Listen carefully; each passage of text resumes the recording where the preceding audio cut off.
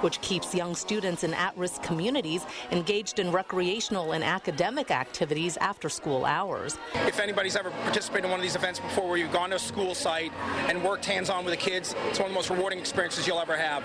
They really appreciate it, they're enthusiastic, and the kids just love that you come down and work with them. We're facing a crisis at our public schools, and kids are not getting enough enrichment, they're not getting enough dance, music, sports, field trips that they need in order to grow. And I think this program is really supplementing that. While the goal of this 4th annual cycle for LA's Best event wasn't exercise for exercise sake, participants still got more cardiovascular workout than they bargained for.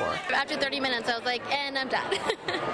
All kidding aside, Vanessa Torres and the members of her Fast and Furious team raised a little over $6,000 for LA's Best by cycling for an hour. Just emailing, talking to friends, being like, hey, if you, instead of grabbing that cup of coffee, do you want to donate to my cause? Just like little, like every dollar went a long way. With the hard work of fundraising and an hour of intense spinning behind them, many participants say they've still got more to give to LA's young kids. I know they do several events throughout the year, so hopefully we can get involved with those and help out with the planning and, and continue to meet everyone that's, involved with the cause. This year's final tally of $70,000 beat last year's Cycle for LA's Best event, which raised $64,000. And actually, this year, LA's Best celebrates its 25th anniversary. To mark this milestone, mayors of LA's past met up at City Hall to pay tribute to the program, which was set in motion by a fellow LA mayor. He was concerned about them having something to do when they got out of school, to have a safe place where they could go and study and learn and be encouraged and to be told that, yes, you can. Tom Bradley made that happen. 25 years ago this month, former LA Mayor Tom Bradley proposed what would later become LA's Best, the city's after-school enrichment program. He wanted the children of Los Angeles to have safe, supervised places to go after school, where they could gain an enriching experience and find wonderful role models to look up to. What started first at only 10 schools is today a program serving 28,000 students at 189 school locations in the city. In total, the program has touched the lives of 350,000 children over the past quarter century. That includes this eloquent little boy who spoke in city council chambers about less fortunate kids who fall through the cracks. When someone dies, I can see the sadness in the family. I can see they want to cry an ocean in the room, but the family keeps the tears back. That is why I am glad to have a program that keeps me away from violence. A tough act to follow, but Mayor Richard Riordan, who succeeded Mayor Bradley as LA's mayor, also took to the podium to talk about the important role LA's Best plays. And I believe every child has the right to a quality education, whether rich or poor, whatever their color is. They have that right. Former LA Mayor James Hahn and Mayor Antonio Villaraigosa's Deputy Mayor for Education all paid tribute to Mayor Bradley and LA's Best on this special anniversary, as did this LA's Best alum who went on to graduate from Harvard University. A succession of supporters and beneficiaries bearing witness for a program committed to giving its best to LA's best and brightest for another 25 years. And LA's Best gets another mention this month as mayors from all 50 states set aside a special day in April to honor outstanding community volunteers and the groups they volunteer for. Gil Reyes reports from City Hall. LA Mayor Antonio Villaraigosa hands out awards to several groups of young adults, each giving freely of their time to help kids in underserved areas. Where they, will read with children, they'll do games and poems and sing songs and do a lot of really fantastic learning activities to help the children build their language and literacy skills. Twin Tran from the group Jumpstart recruits many of her college-age volunteers from USC, UCLA, and other accredited universities. Groups like them and City Year receive honors on this first ever Mayor's Day of Recognition for national service. Those in our national service field who are out there every day in the trenches making a difference with our youth. Free after-school programs like LA's Best are made possible by volunteers. Mayor Antonio Villaraigosa credits them for helping to improve student performance in LA schools overall during his tenure. But more is needed on campus and in surrounding neighborhoods. It's not about me. It's about us. And it's not about what I and the city can do. It's about what we can do for each other. The mayor has also hosted and promoted over 30 community cleanup days since he took office 8 years ago. The next big one is set for Saturday, May 18th at El Sereno Middle School. And of course, you're invited to attend. Outside City Hall, Gil Reyes for LA This Week. The upcoming Harvey Milk Day of Service will be the last in the mayor's 8-year term. Other volunteer groups honored by the city this month included 826LA, Playworks, Reading Partners, and the UCLA Bruins Corps. Area residents and frequent walkers know that the road around Lake Hollywood had been closed for years, but the LADWP and Councilmember Tom LaBonge are celebrating its grand reopening.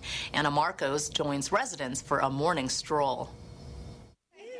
Nothing like a hike along the lake with friends, especially when that lake is the Lake Hollywood Reservoir, and the hike has been closed to the public for close to 8 years. Councilmember Tom LaBonge led the residents in the reopening of the perimeter road around the lake, but LaBonge has even bigger plans for the area. It's very important to get out and walk, but now with this reopening, and some of this is natural lands that the DWP owns, I want to get trails marked appropriately on that so we can connect to the trails at Griffith Park.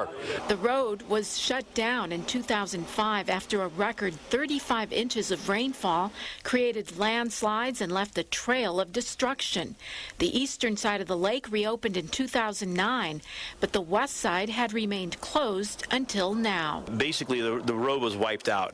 If you saw pictures following the landslides, and there was just, it looked like a torrent of muddy water dropping off into a waterfall. The area suffered 9 major landslides, this one being the largest. It went all the way down to Lake Hollywood. You can see some of the work being done to shore up the land, but a lot of it is underground. Equipment was actually larger than the houses in some cases to rebuild this. Folks of all sizes were out enjoying the day, the fresh air, and the views. And I'm so excited to have my daughter exposed to one of the most special parts of Los Angeles, and I can't wait to take her walking and do a good 3-mile loop with her. It's really nice. There are deer up here. It's just a very peaceful spot. I'm ecstatic, and so is the neighborhood. We're very, very happy. The total cost to repair this area of million-dollar views, close to $10 million. I'm Anna Marcos for LA This Week. Repairs were done thanks in part to help from U.S. Senator Dianne Feinstein's office and the Natural Resource Conservation Service. As high school students get set for all kinds of celebrations, police are also reminding them not to drink and drive or text, call and drive. Gil Reyes reports from the LAPD Sober graduation program.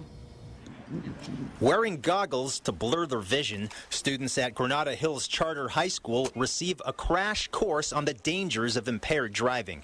And through computer simulation,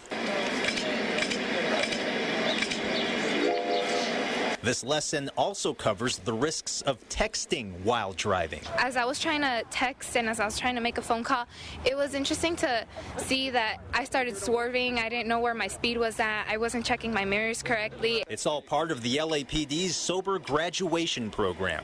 Since 1985, officers have visited high schools to remind students getting set for prom and graduation not to drink and drive while celebrating. Corey Reed learned the hard way in a crash that left him blind.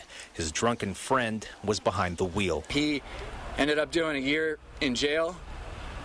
I had to go through the legal process of that, watching a best friend go through that and trying to support him, but also having my own emotions to deal with and going blind and losing a leg. In 2011, the LAPD says over 9,800 people nationwide died in DUI-related crashes.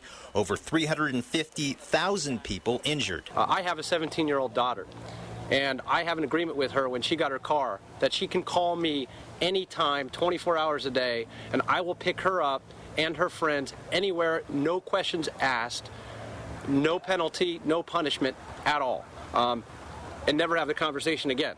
So she knows and her friends know that they can call me anytime. I ask all parents to do the same. It is a responsibility of each and every one of us to move forward and pass the message that drinking underage is not allowed. Drinking and driving is never allowed. These recent photos taken in the valley are sobering reminders of what could happen to you or someone you love. In Granada Hills, Gil Reyes for LA This Week. The LAPD plans to spread the message to over 50 high schools throughout Los Angeles. Remembering educator and activist Sal Castro, the city steps up security at its airports in the wake of the Boston bombings and their aftermath, and information you need to know to vote in the May 21st election. These stories and more in City Beat. Sal Castro, a Mexican-American educator and activist, died on April 15th at the age of 79. Castro was most known for guiding student walkouts at 5 predominantly Mexican-American schools on the east side back in 1968. During this time, students demanded a culturally relevant curriculum, new schools, and an end to corporal punishment, among other demands. In a written statement released by the mayor's office, Mayor Antonio Villaraigosa said Castro will always be remembered for his commitment to improving educational opportunities for everyone, regardless of race. Out of an abundance of caution, airport police increased its presence at LAX, LA Ontario International, and Van Nuys airports last week in response to the explosions in Boston near the finish line of the Boston Marathon. They are also encouraging the traveling public to remain vigilant. Notify the authorities if you think there's something suspicious. You'd rather be safe than sorry. Los Angeles World Airports says police deployed bomb detection canines, additional patrol officers, and security personnel. Councilmember Tom LaBonge declared Friday, April 12th, the 12th annual Jackie Robinson Day in the city of Los Angeles. The declaration made in council chambers happened to coincide with the release of the movie 42 about Robinson's life and baseball career. Uncle Jackie, one thing that I got out of the movie, as far as I noticed a lot about family. And I drew on that, and I recognized it along with our own family. It brought a lot of family back together. The UCLA star is legendary not only for his stellar career with the Brooklyn Dodgers, but for breaking Major League Baseball's color barrier in 1947. He brought millions of us together in a new friendship and understanding. After his baseball career, Robinson's tireless efforts to eradicate racial injustice earned him the Presidential Medal of Freedom. The LA City Clerk's office is reminding those who want to vote by mail in the May 21st general, municipal, and special elections that the first day to apply for a vote by mail ballot is Monday, April 22nd, and received no later than Tuesday, May 14th at 5 p.m. Applications for a vote by mail ballot can be found on the back cover of the official sample ballot and voter information pamphlet, which is mailed to all registered voters. Applications are also available on the Election Division website in English and various other languages. The city clerk's website is cityclerk@lacity.org. Hollywood rolled out the red carpet to honor some of the top student filmmakers in Los Angeles. Yana Kay takes us to the Student Media Film Festival.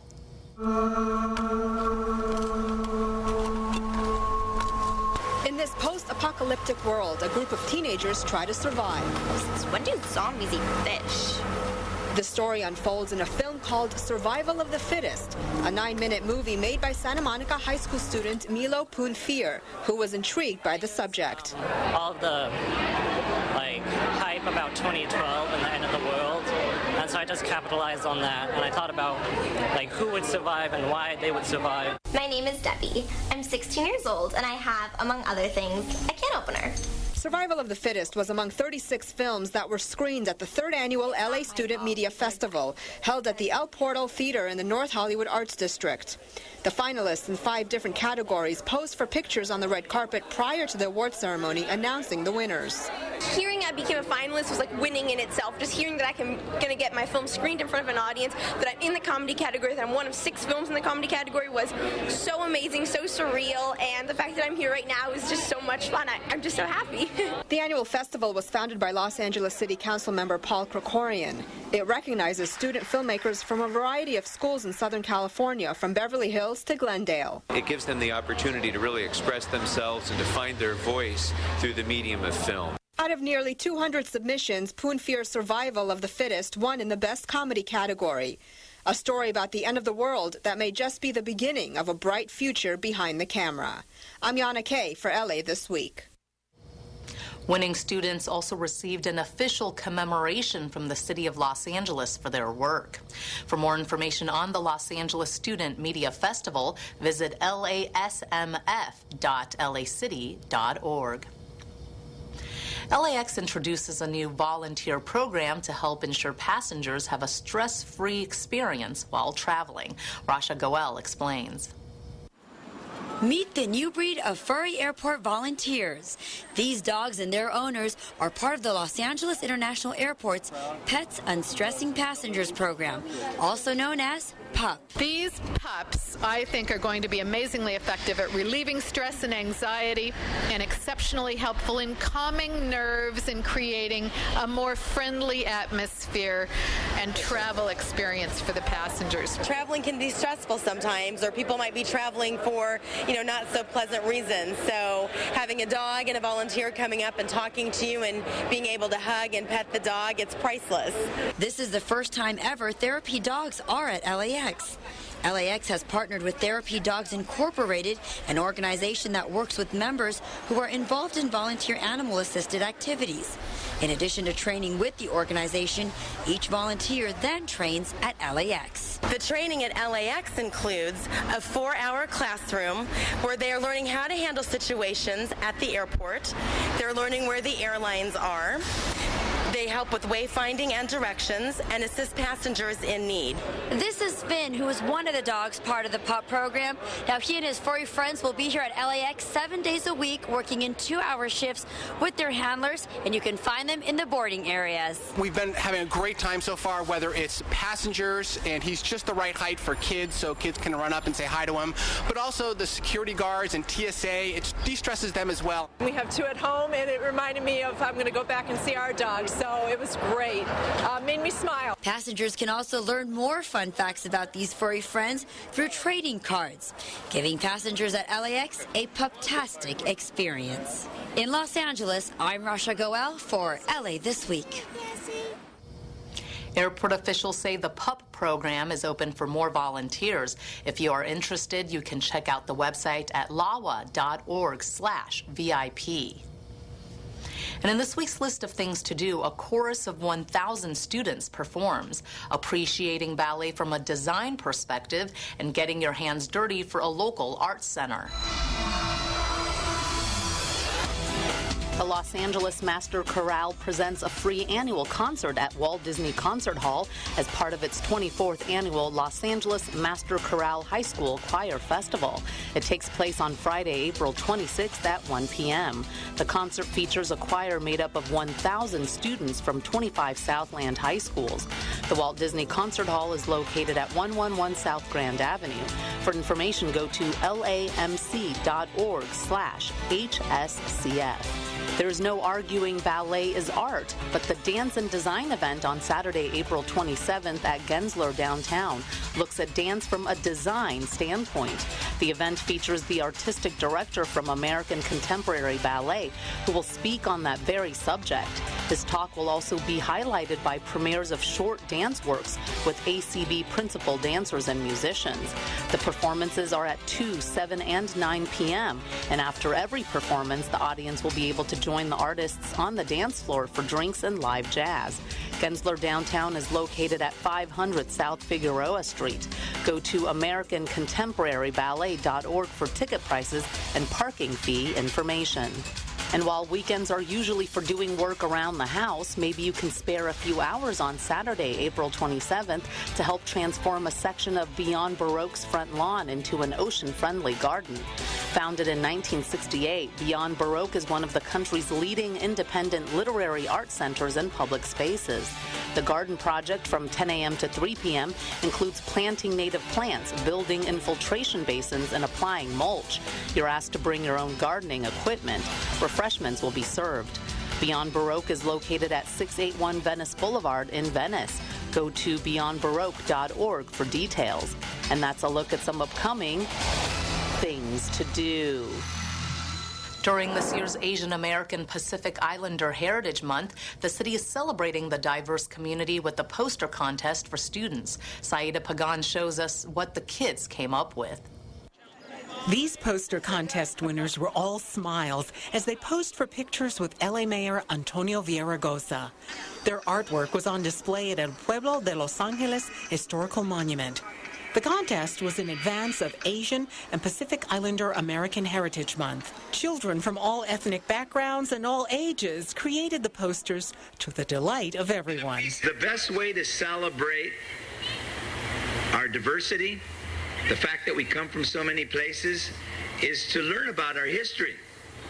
To learn about the history of, in this case, people who come from Asia or from Pacific Islands, to learn about their culture, to learn about their leaders, to learn about the contributions they've made to America. The theme this year was to dream, and 10th grader Joshua Kim dreams of peace among Asian nations. No matter how different you are, you guys should all be together. You guys are all the same thing inside and out. Jocelyn Marzan won the top prize, the Best in Show.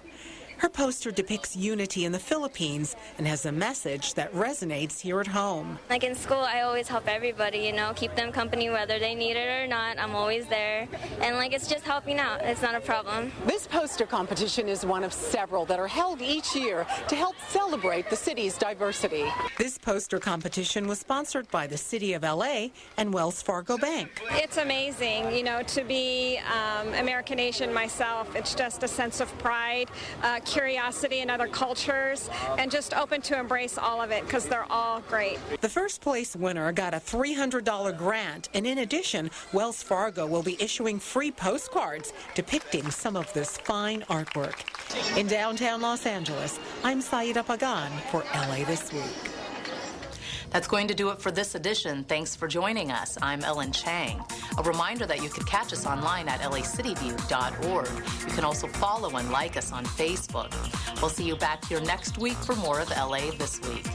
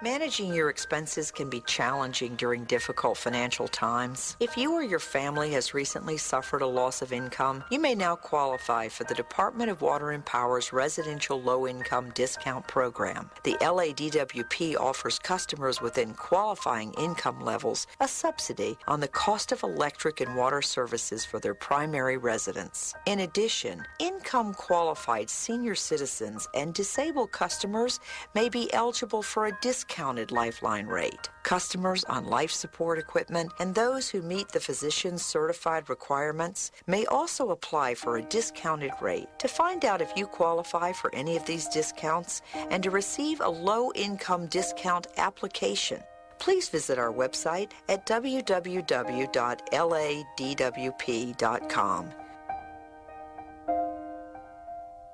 Ever notice how we no longer focus our attention on one thing at a time?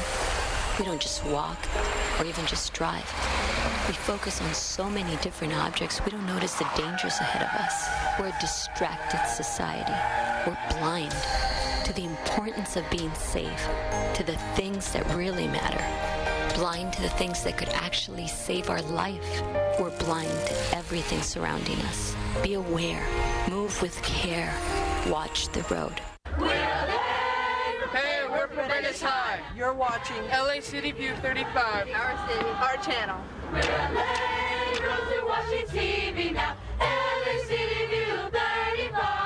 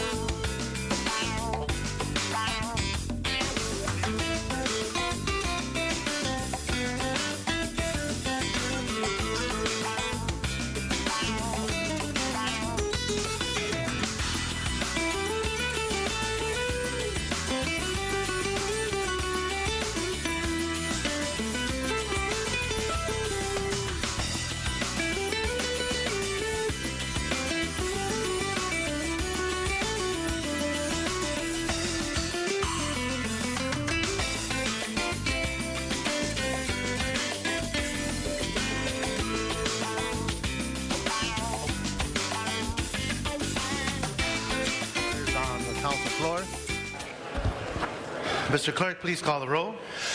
Alarcon, Buscaino, England, Our City, Weezer, Carrasco, Corrigan, La Bunch, Parks, Prairie, Reyes, Rosendahl, Zion, Weston, 10 members present, and a quorum. Mr. President. First order of business. Approval of the minutes. Councilmember Zion moves. Councilmember Garcetti seconds. Next item. Commendatory resolutions for approval. Councilmember Perry moves. Councilmember Buscaino seconds. Next item. Mr. President, before getting into the agenda, there is a request from member to continue item 17 to May 15. Again, that's item 17 to May 15. Okay. Without objection. Very good, sir. Items 1 through 8 are items noticed for public hearing.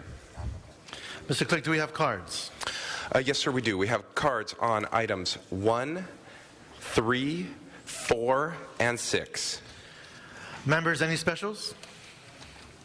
Any specials, items 1 through 8? Seeing none.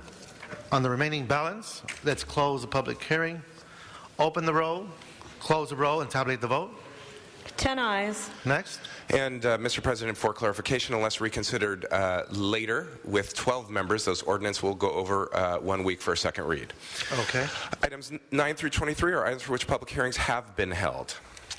Okay, we will have a public hearing for item 23, and that one will be 10 minutes on each side, 1 minute per side. So, again, 10 minutes per side, 1 minute for each speaker. Very good, sir. We'll hold that one special. Okay. Next set of items. Any specials, members? Any specials? 9 through 23, any specials? Seeing none.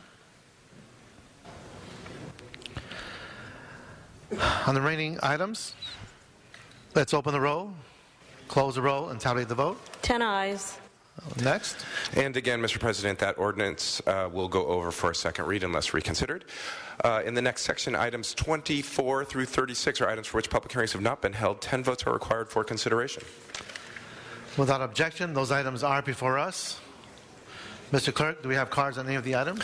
Yes, sir, we do. We have cards on items 29, 31, 32, 34, 35, and 36.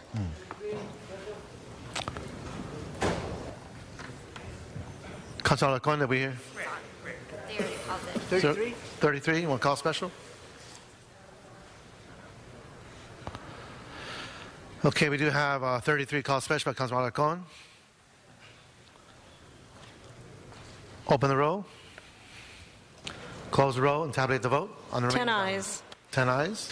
And once again, sir, those ordinances will go over for a second read for 1 week unless reconsidered. Item 37 is an item scheduled for closed session. Would you like to hold it on the desk? Yes.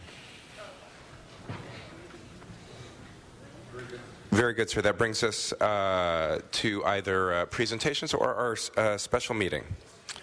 Okay, Councilor Perry. I'm sorry? Item 18 to go forthwith, please. 18 forthwith? Okay.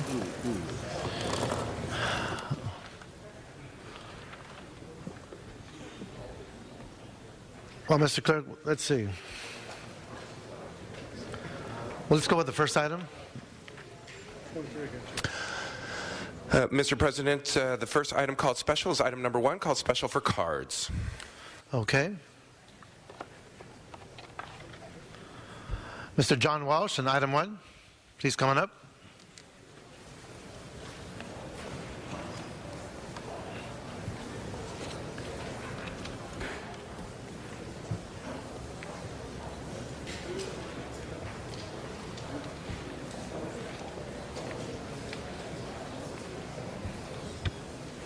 John Walsh, blogging at HollywoodHighlands.org.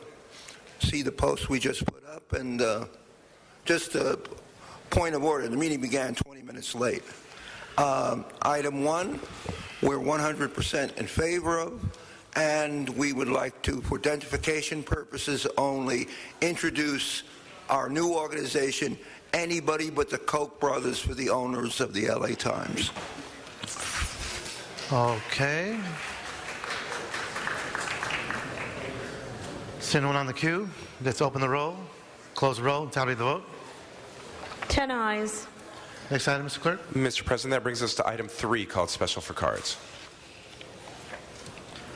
Item 3, we have Sean on 3. Sean, are you here?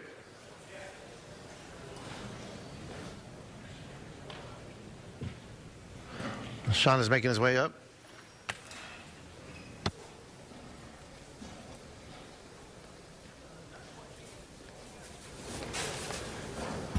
Good morning, Mr. Chair. This is a good item. Thank you. Thank you, sir. Let's open the roll, close the roll, tally the vote. 10 ayes. Mr. President, that brings us to item 4, called special for cards. Item 4.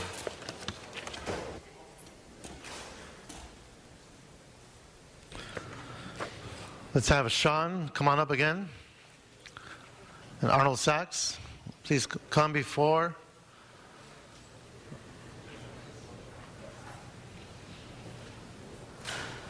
I appreciate you coming to the microphone. Thank you very much. Item 12 is a good item. I support it. And why is the front row reserved? Thank you, sir. Arnold Sachs.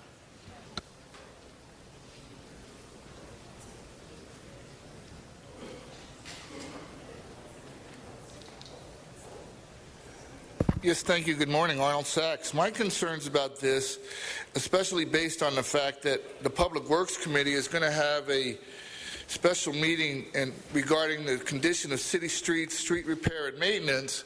Who pays for the maintenance and upkeep of the city streets? You know, Measure R passed as part of that measure was a local return. Again, please stay on topic. It's a dedication for a street, sir, and I'm concerned about the maintenance for the street. Please clarify for the speaker. Excuse me? It's a dedication for a street, and I'm concerned about the maintenance for the street. You have items on your agenda coming up regarding the maintenance of city streets.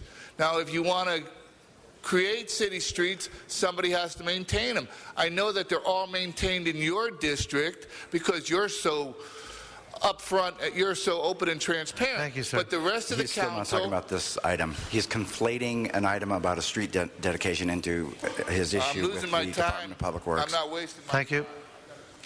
Thank you, Mr. City Attorney. So now it's on the queue. Let's open the roll, close the roll, and tally the vote. 10 ayes. Okay. Mr. President, that brings us to item 6, called special for cards. Item 6.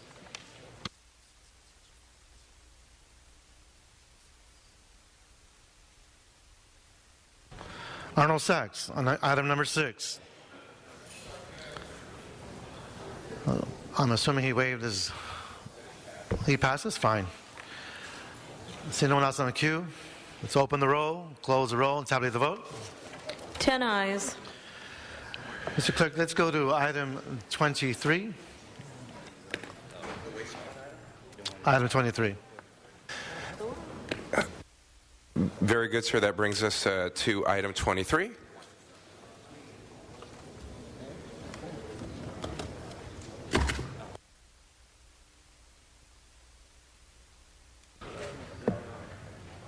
I understand we have a presentation on this item. No, we're going to do...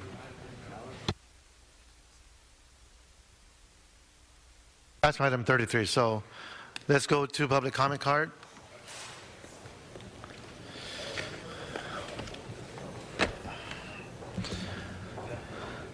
We have with us,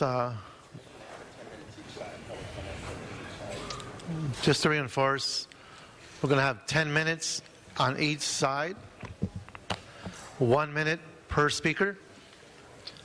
So if you wrote a very eloquent letter, please get to that point as soon as you can. Okay, that being said, I'd like to call up Jessica Duboff.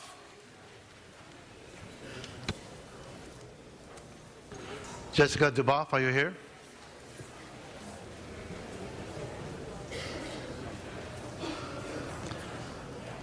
Rachel Reyes Winger.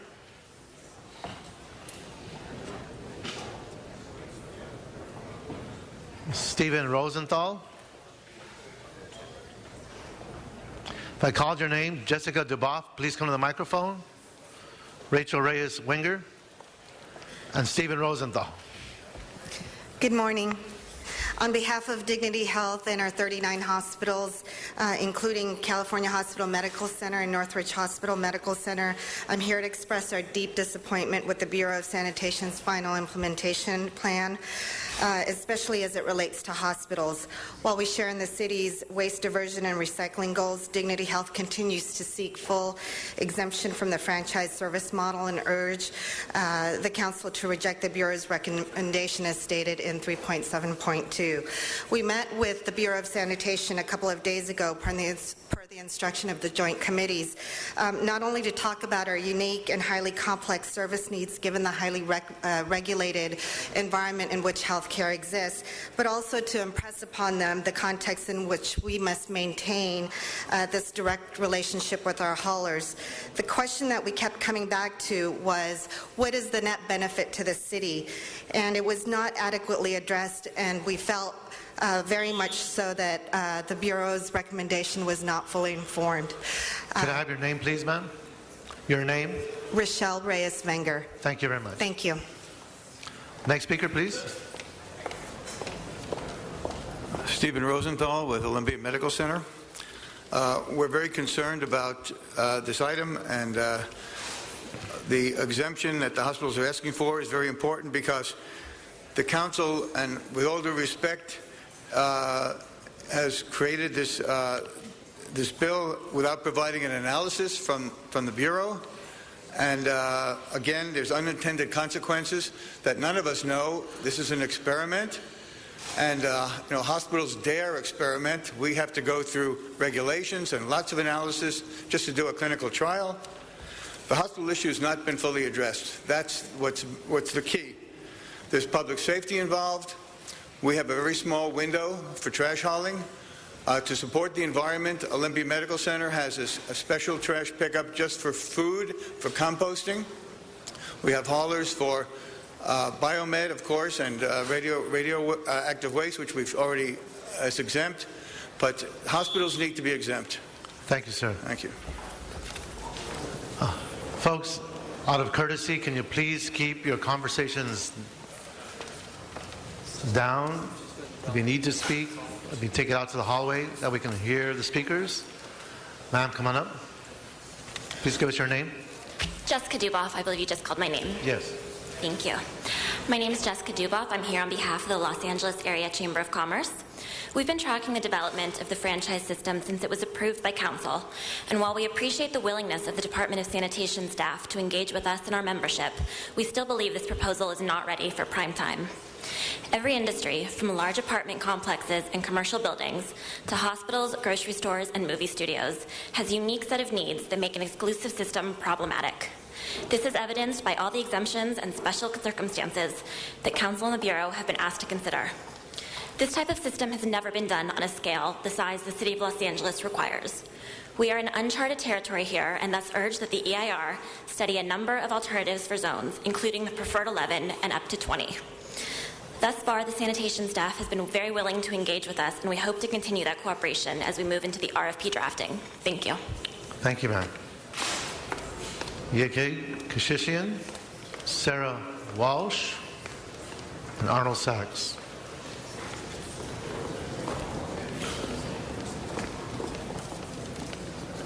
Good morning. Yara Kashishian with the Central City Association. As a matter of customer service, but also as an issue of competitiveness, we strongly urge the Council to expand the number of zones to at least 20 in the CEQA alternatives, to allow small, independently owned waste haulers the opportunity to compete in the marketplace. Los Angeles is a diverse economy, and the needs of its individual businesses are complex. It is neither in the interest of the business community nor the city to have waste sheds become so large that they are unmanageable, because ultimately service levels will suffer. Last week, the Department of Sanitation issued what it stated was its final report for the Energy and Environment and Ad Hoc Committee on Waste Reduction and Recycling. Respectfully, we are nowhere near the point of beginning the RFP process. The environmental process is just beginning. Thank you. Thank you. Next speaker, please. Give us your name. Good morning. My name is Sarah Walsh, and I'm here today on behalf of the Motion Picture Association of America and our member companies. I just wanted to thank Councilman Huizar and the other members of the Joint Committee, as well as Enrique Zaldivar and the Bureau staff, for involving us in the process and recognizing the uniqueness of our operations. We are pleased with the progress we have made, and we look forward to working with the Bureau to refine any outstanding details as the process moves forward. Thanks for your time. Thank you. Thank you, ma'am. Yes, thank you. Good morning, Arnold Sachs. This is another franchise system that the city plans to embark on. You have a franchise system with the taxi cabs, but you don't label franchisees. McDonald's offers franchises. Starbucks offers franchises, and then they label a franchisee. So who covers the liability without a franchisee named? Are the individual trucks become franchisees where the drivers have to register as a business? And part of your item addresses the city's zero waste goals. Well, you could do like the county did at the Sunshine Canyon landfill. They just, with a flick of a pen, eliminated 6,600 tons of waste by just fudging the arithmetic. It's on the record. Check it out. 6,600 tons, that's 5 years of free waste disposal in the county at the Sunshine Canyon landfill. Sean. Come on up, Sean. Have Dr. Wayne Gaddis and Doug Arsenal.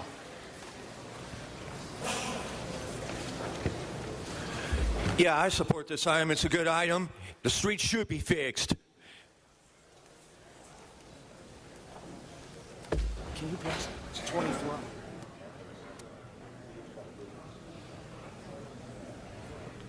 Thank you, Sean.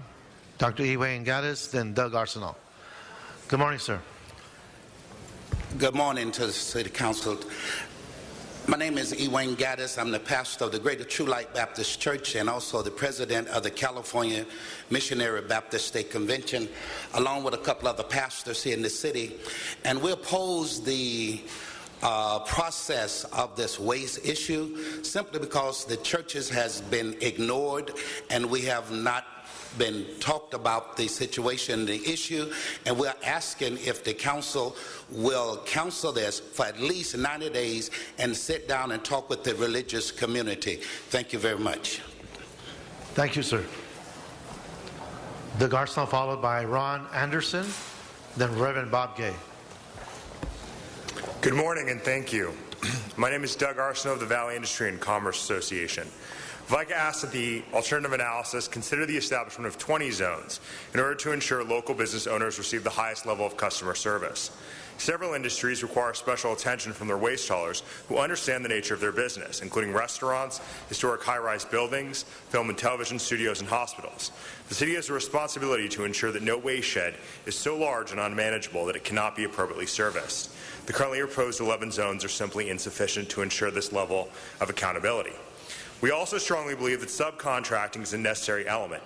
As this exclusionary system is set to leave many small family-owned haulers out in the cold, the city must provide real opportunities for these businesses to operate as subcontractors so long as they comply with the city's environmental regulations.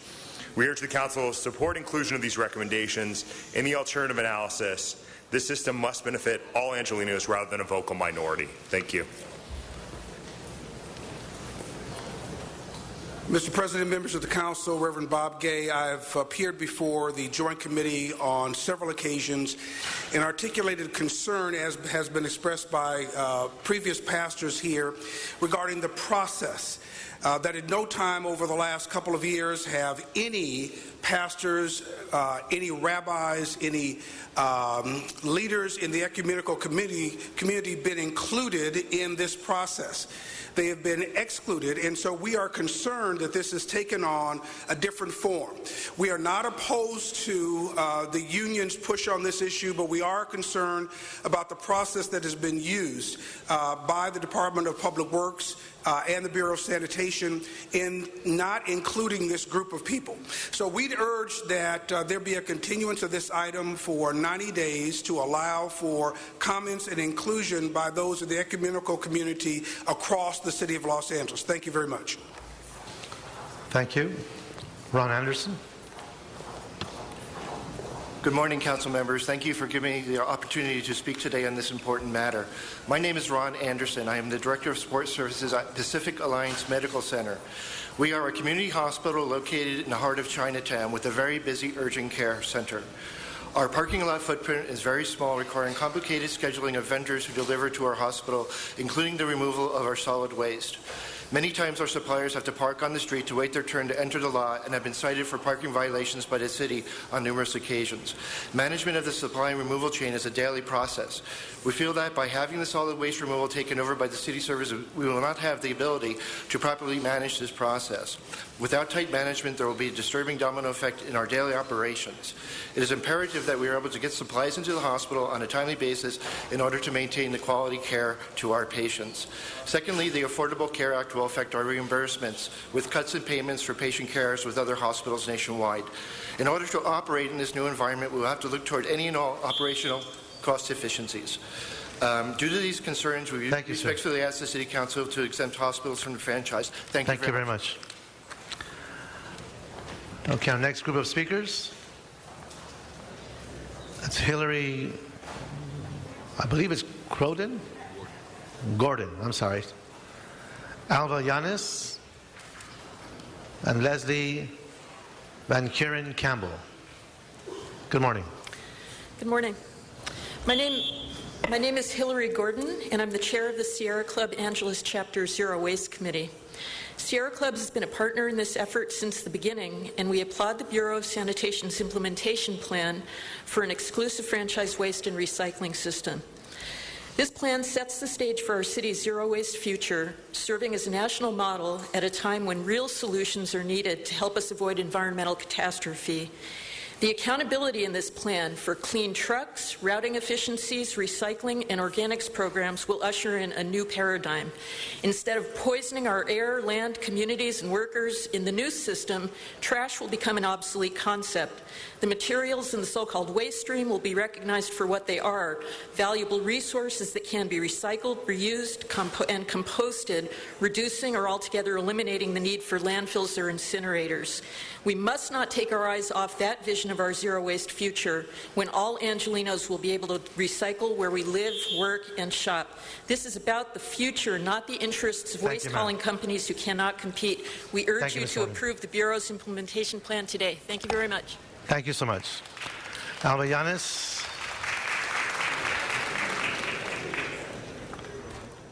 Good morning. Good morning. Thank you. My name is Elva Yanez, and I'm here on behalf of the Clean Up Green Up initiative. This initiative seeks to reduce pollution and revitalize the overburdened environmental justice communities of Boyle Heights, Pacoima, and Wilmington. We're here today to urge you to approve the Bureau of Sanitation's implementation plan for an exclusive waste and recycling franchise. This plan will complement the environmental protections sought by the Clean Up Green Up policy by reducing the negative impacts of the waste and recycling industry, leading to environmentally friendly, family-supporting jobs. The working families of Clean Up Green Up's pilot communities need cleaner air and better, safer jobs now. Last week, Plum Committee unanimously approved both the Clean Up Green Up work plan and the Bureau's implementation plan.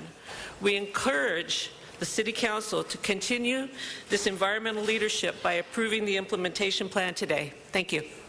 Thank you very much.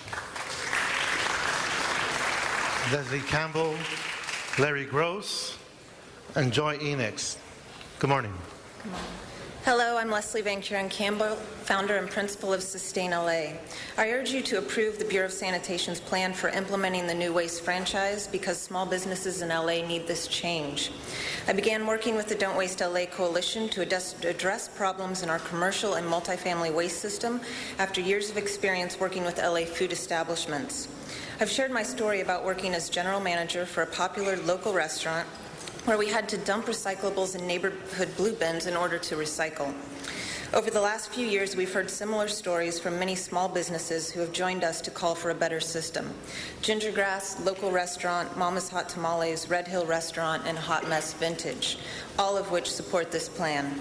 This system recommended in the Bureau's plan would ensure that waste companies provide the best possible service for their customers. It would also ensure that all customers, even smaller customers with less negotiating power, can rely on fair, rational, and consistent rates. Thank you. Thank you. Next speaker, please. Larry Gross, Coalition for Economic Survival.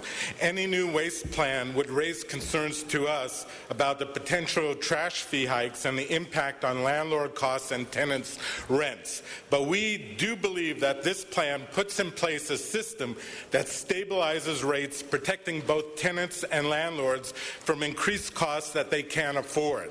We do, though, strongly urge that this Council commit to and help ensure that rates are kept reasonable in the future so as to avoid igniting landlord-tenant battles that could arise over calls for rent hikes as a result of trash fee increases. The fact is LA tenants are paying unaffordable rents and can't afford to pay more. That said, we urge that you approve this plan and move it forward. Thank you.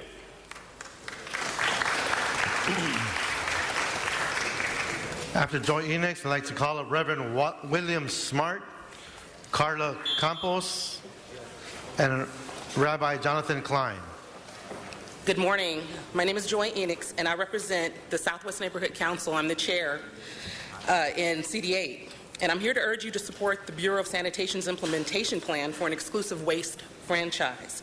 My community needs a change that cleans up our streets, replacing the overlapping, inefficient, and polluting diesel trucks with a system of efficient and clean trucks. We need a system that provides us all with recycling service, something many of our residents and small businesses don't even have access to. I'm sorry, Ms. Enix. I need to interrupt you. Again, we have too much conversation around the horseshoe. If you need to have a conversation, take it to the hallway or outside. We cannot hear the speaker. Out of courtesy to the speaker, take your conversations outside. Thank you. Thank you, Ms. Enix. Apologize for that. No problem.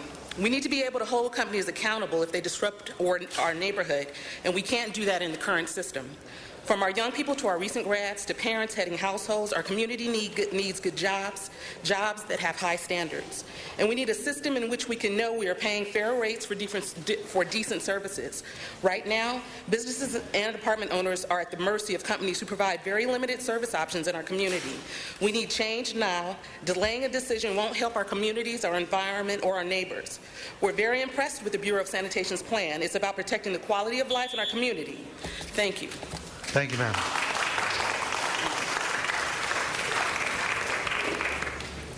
To the President and members of the City Council, I'm Pastor William D. Smart, Jr., President and CEO of the Southern Christian Leadership Conference of Southern California. For the last 3 years, we have been involved with this program along with the Los Angeles Alliance for a New Economy. Dr. Martin Luther King, who is the founder of my organization, went to Memphis and died because of sanitation workers. Some of the same problems that they face in Memphis today, workers are faced with in Los Angeles today. The disrespect, dealing with contamination, underpaid, those important issues can be fixed today. We really hope that you would move forward on this, because the time is now for change, for positive change, to help and infuse positivity and newness in the lives of these workers so that they can have the respect every day. When they go home, they can look at their kids, they can look at their neighbors and say, I am a person, I am respected, my city loves me. Thank you. Thank you.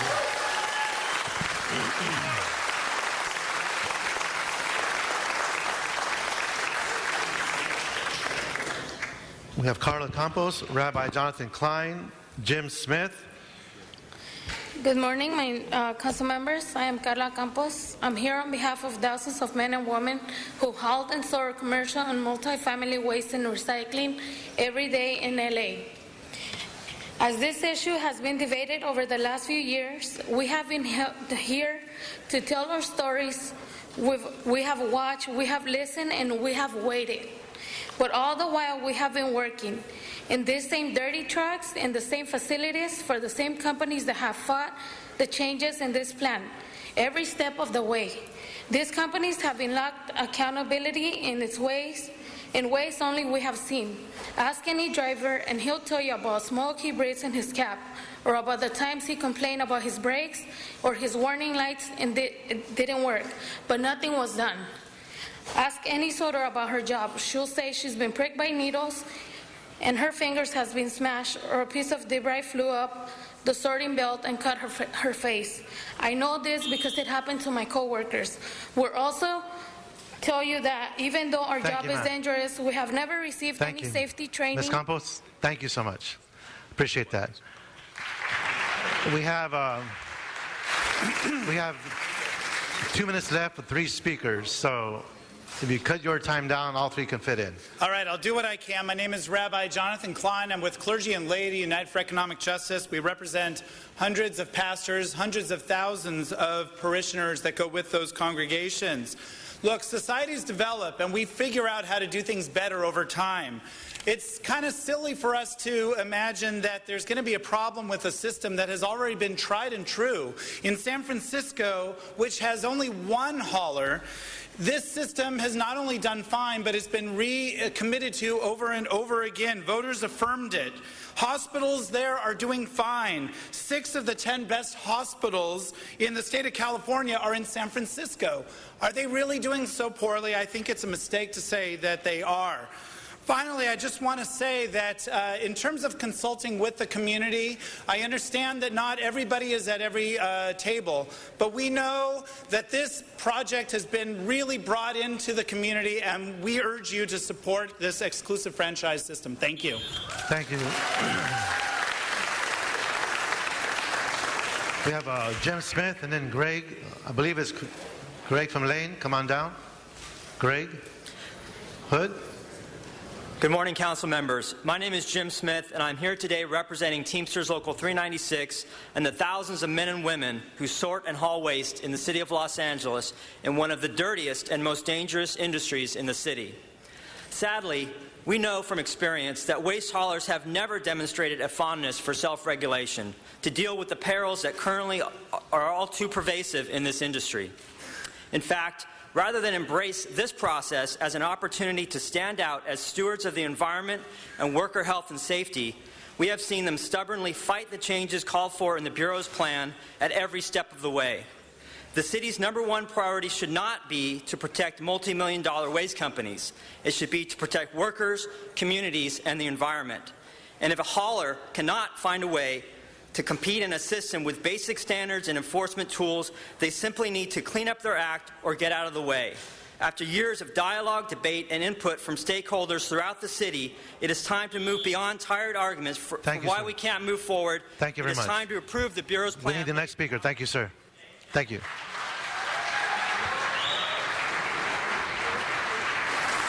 Come on up. The final speaker. Good morning, Council. My name is Greg Good. I'm the director of the Don't Waste LA campaign. I want to address several things. First off, this city and this Bureau and the Board of Public Works has been engaged in an exhaustive process that began in November 2010. There have been countless stakeholder meetings, countless scoping hearings on the EIR, countless hearings in E&E, in the ad hoc committee, in this room right here. This has been an exhaustive process. There has been extraordinary, unprecedented outreach, and that should be recognized. Two, the Bureau has done phenomenal work in designing a map that creates a perfect balance in terms of zones. If you create more zones, you cheapen the asset that the city has. This is a market that is an asset for the city. You cannot hope to have companies invest in this city, invest in our waste infrastructure, if you cheapen the assets by creating a balkanized set of 18 or 20 zones. 11 is the most this city can afford to have if it hopes to have the infrastructure to meet zero waste. Please approve this plan Thank you very much. today.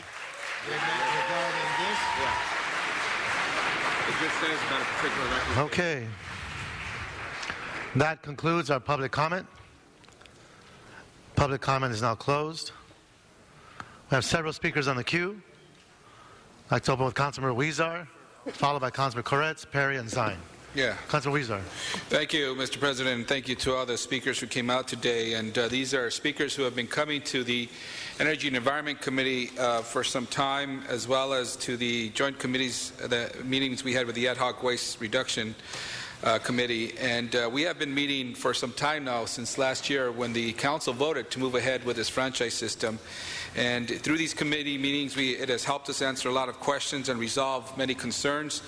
I feel increasingly through those discussions that moving to a franchise system is the right thing to do for our city and for our environment, and that can also bring economic benefits to all of us in the city. In the franchise system, we are creating something of value that the city hasn't had before. There are franchise zones, and competition for these zones will be fierce. That will bring more investment into Los Angeles and a fairer rate structure to benefit many of our small business customers who today have very little leverage in negotiating with waste contracts. With this plan, we are hoping to increase competition, increase recycling, improve working conditions, and build a fairer system. I am excited about the change, but the change is not tomorrow. We have a lot of work to do still. The implementation plan that is before us today is the basis for further program development and the RFP. The environmental analysis is underway, and an ordinance will come to us soon. We should adopt this plan today, and sanitation will continue to prepare for the transition. A working group will make sure that some of the special service needs that are identified and have come to speak to us throughout the numerous meetings will be addressed. Public outreach has been extensive and will continue to be extensive so that no one is caught off guard when we award franchises in 2016. It is with confidence that I urge you to approve the committee report on the implementation plan. And I ask if our staff could come up, and I know, Mr. President, you have some more members on the queue. I'm not sure if you would want them to make a brief presentation and then continue on, or Well, let's do this. Or they'll be available for questions and comments. I appreciate that. Let's do this. We do have co-chairs. This is a dual committee report. Okay. I'd like to ask Councilor Alarcon to speak next, and then we can move forward with a presentation, and then we can follow the queue. Councilor Alarcon? Council members, it's my pleasure to stand in favor of the report by the department, and I echo Councilmember Huizar's comments. We have put a lot of work into this. As chair of the Ad Hoc Committee on Waste Reduction and Recycling, I think it's imperative that we focus on the ball. The ball is to enhance our opportunities to reduce our waste and to recycle, and to drive an industry that is based on recycling and not based on burying our trash.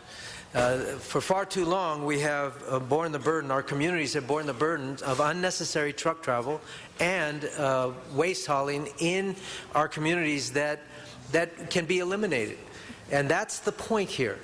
There are good companies out there that are providing services, and there's no doubt there is a legitimate concern about business competition. But the focus should be on our efforts to improve our environment for the next generations to come. The department has done a tremendous job of putting together a proposal that is absolutely phenomenal and is cutting edge. Those cities that are doing best in terms of recycling and waste reduction are indeed those cities that have embraced the exclusive franchise notion. And that is what we're talking about here. As was said by one of the public speakers, the city is sitting on mounds of assets. In fact, I'm going to do a presentation about a country that is taking their trash and turning it into music. Here's one of the instruments, and we'll talk about that later. But the point is, we can recycle more. In San Jose, where I visited a couple weeks ago, they went from a 20% diversion rate to a 70% diversion rate in 1 year because they moved to an exclusive franchise. I went and visited their MRF, and it was a phenomenal facility that was clean, it didn't impose on the community, and it more than met the mandates of the state, the mandate of the local jurisdiction, and more importantly, the consumers really appreciate that system. So that system happens to have one hauler in it. And if you took the size of San Jose, there is not one of the 11 districts that is bigger than San Jose. So to suggest that this could not be managed by a company is ridiculous. Let me say this, and this is very important for those of you who consider yourselves business advocates. When you talk about diminishing returns, the more districts you have, the more you diminish the returns that will be received by the city.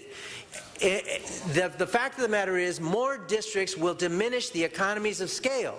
In San Jose, where their original RFP was proposed to have 2 districts, they went to 1 because they could not ignore the fact that the costs were so much less by 1.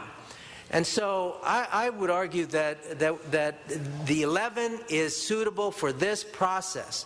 Indeed, we may want to lump a couple of them together to reduce the number of districts, if anything, to get those economies of scale for the ratepayers so they do not have to pay higher fees. So I want to commend the department for its tremendous work, and they have truly become advocates of a better environment for Los Angeles, and that is in large measure by reducing, reusing, and recycling our waste. We can do far better than we're doing under the current system, and notwithstanding some tremendous companies out there, we have to respond to our constituents, not to just some companies out there.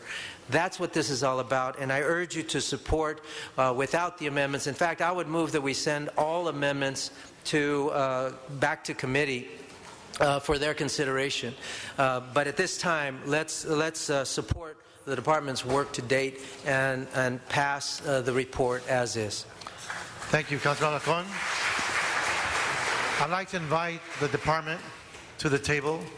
We'll forego the presentation, but have the department available for any questions and or observations from my colleagues or on the queue. So next on the queue we have Councilor Koretz, Councilor Perry, and Councilor Zine. Colleagues, I have to say now that I know more than I ever thought I would about one of our dirtiest and most dangerous industries. I now know that when I put the recycling out in my blue bin in front of my apartment, we don't really know, because we have no way to track it, whether it's turned into something useful or dumped into the ocean or sent to China or India and burned as fuel, and which creates an even worse environmental problem. I know that now when certain haulers in the city get inspected, that only then do they hand out safety equipments to their workers. That's not right, and we need to fix that. I know the large number of truck trips are damaging our streets and our alleyways, even though we already don't have the budget to fix those. It's certainly making it worse. And I know that most of the waste workers are not paid a fair living wage with benefits and whistleblower protections. We've worked hard in our committees over the months and many meetings, and I'm satisfied that our hard-working Bureau of Sanitation has reached out and engaged our LEED certified buildings, which is a great concern in my district, and assured them that they will not drop their standards lower, but instead they will bring up the standards for the rest of the city to meet theirs. I believe the film studios and apartment buildings, through the course of engagement in the process have wound up with beneficial solutions that meet their needs. And going forward, I hope that the hospitals continue to engage with us during the RFP process and that their needs are met as well. This is the kind of economic development and environmental sustainability package of the best kind. By making better downstream use of our waste as a resource, it creates the potential for even more good jobs in our communities for those who need them most. Including in the certification program for facilities is the provision that there will be oversight of our environmental goals and worker safety. As we work through the RFP process, I want to reiterate, I can only support this if we can provide the best customer service for our LEED certified buildings and maintain them as they're currently receiving. I can only support a system that will provide for those kinds of service needs. I thank you, Enrique, and your staff and everyone else involved for all your hard work. There's a lot to be proud of today, and I think this will be a model for the rest of the nation. Thank you. Our next speaker, Councilmember Perry. Thank you very much, Mr. Chair. I wanted to ask whoever can answer this question. There are a number of members here from the faith-based community with Reverend Bob Gay, and if they would stand up, the individuals who came with Reverend Bob Gay, so we can see them. If you could, are the pastors still here? Okay, I guess they stepped.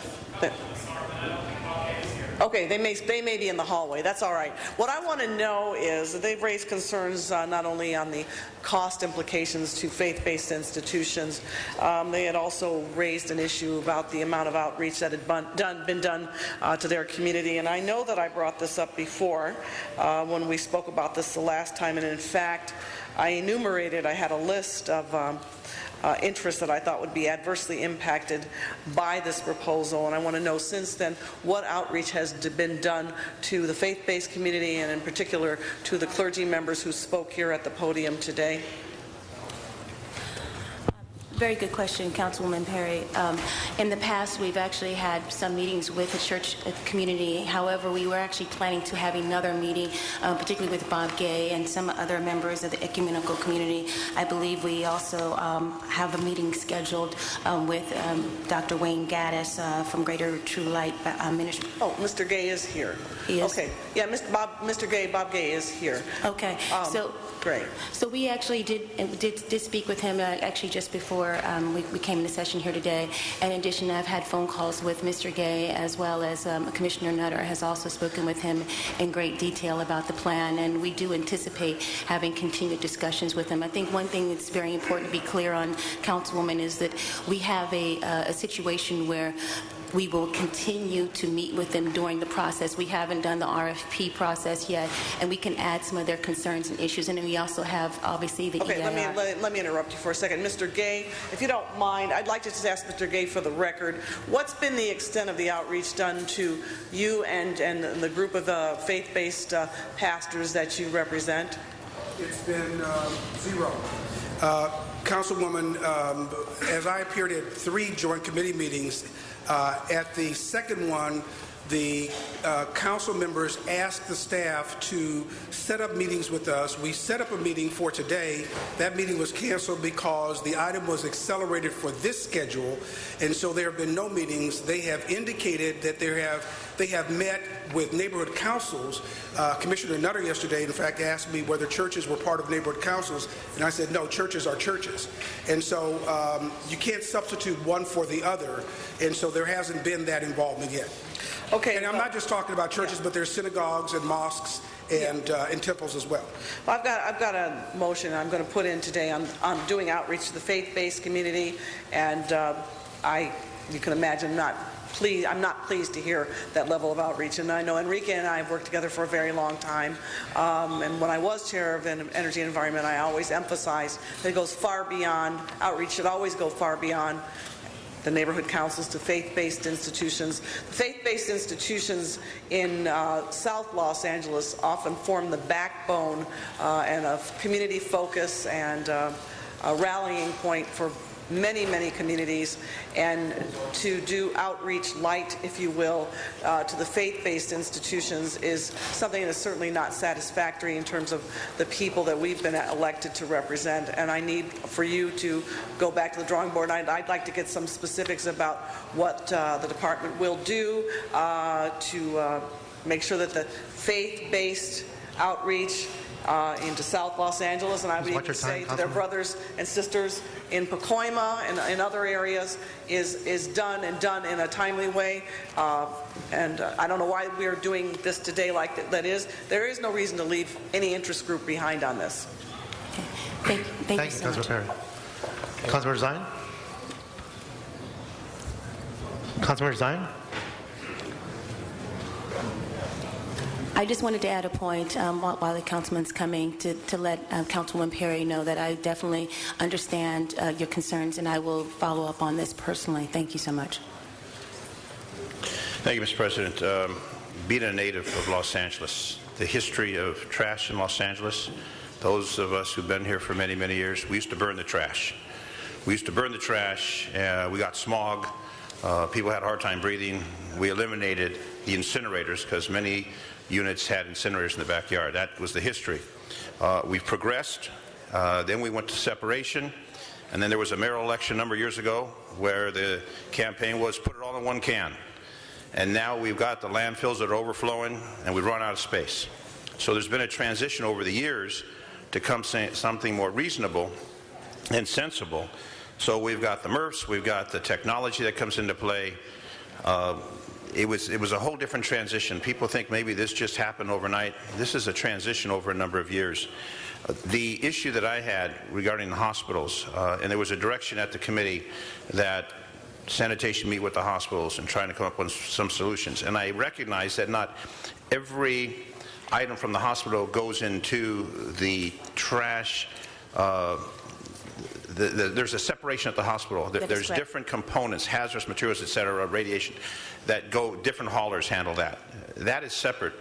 What we're talking about is just the regular trash that the hospitals will have to comply with. But they'll still have the opportunity to utilize those companies that pick up the specialized, shall we call it specialized items of refuge. Is that correct? Yes, it is, Councilman. So the issue with the hospitals, the concern they had about confidentiality and hazardous materials, et cetera, that to me has been resolved. What remains with the hospital controversy, if there currently is? I understand the other issues with the studios, et cetera, have been resolved. If we already have the exception on the hospitals with the hazardous materials, et cetera, what remains of dispute with the hospitals? Councilmember Zine, I think it's very important for the hospitals to be assured and reassured that their service requirements will be met by the franchisee hauler. That had remained an issue for them. For the residual solid waste, for the non-classified residual waste, as you just indicated, their hazardous waste, the biomedical waste, the radioactive waste, all of those are treated specially and separately and outside of the franchise. And those companies will remain in business doing that? They will remain as they are now. And so those relationships will not and need not change. They can change if the hospitals so desire, but they don't need to change as a result of this franchise. So we have given them assurances in their clarification memo that we sent to the council. We list 10 items, at least 10 items, that will be specific about the hospitals that we will ensure in the RFP that their service needs and requirements be met. Just one example, 24-hour response. The hauler has to have 24-hour response availability. That's just one example. We are going to ask that they appoint a hospital's liaison specific to address the service needs of the hospitals. And there's 8 others. They're in our clarification memo. So Zine, please push your button again. Councilmember Zine. Pardon me? Push your button again. Time's over. All right, if I can just finish? Last question. Okay, please. So last question. There was the meeting. We did resolve issues, and there's still remaining issues. We don't believe that there still remain issues. These are assurances for the service requirements. We are going to make sure that we take care of the hospital needs. Thank you, Mr. President. Thank you, Councilman. And just to clarify, if I may, the RFP process will add in some of the additional items that the hospitals will need. And the other thing that I think is really important to understand is that in other cities where we do have exclusive franchises, hospitals have not been exempted. Okay, so we're not pioneers in this. We are really coming after the fact. Many other cities have already adopted these programs. Exactly, with hospitals included. Thank you. Okay, Councilman Rosendahl, then followed by Councilman Englander. Yes, you know, a lot of things are connected, and this is another historic moment. You know, this is a Vons bag, just so you know. Vons is now recycling.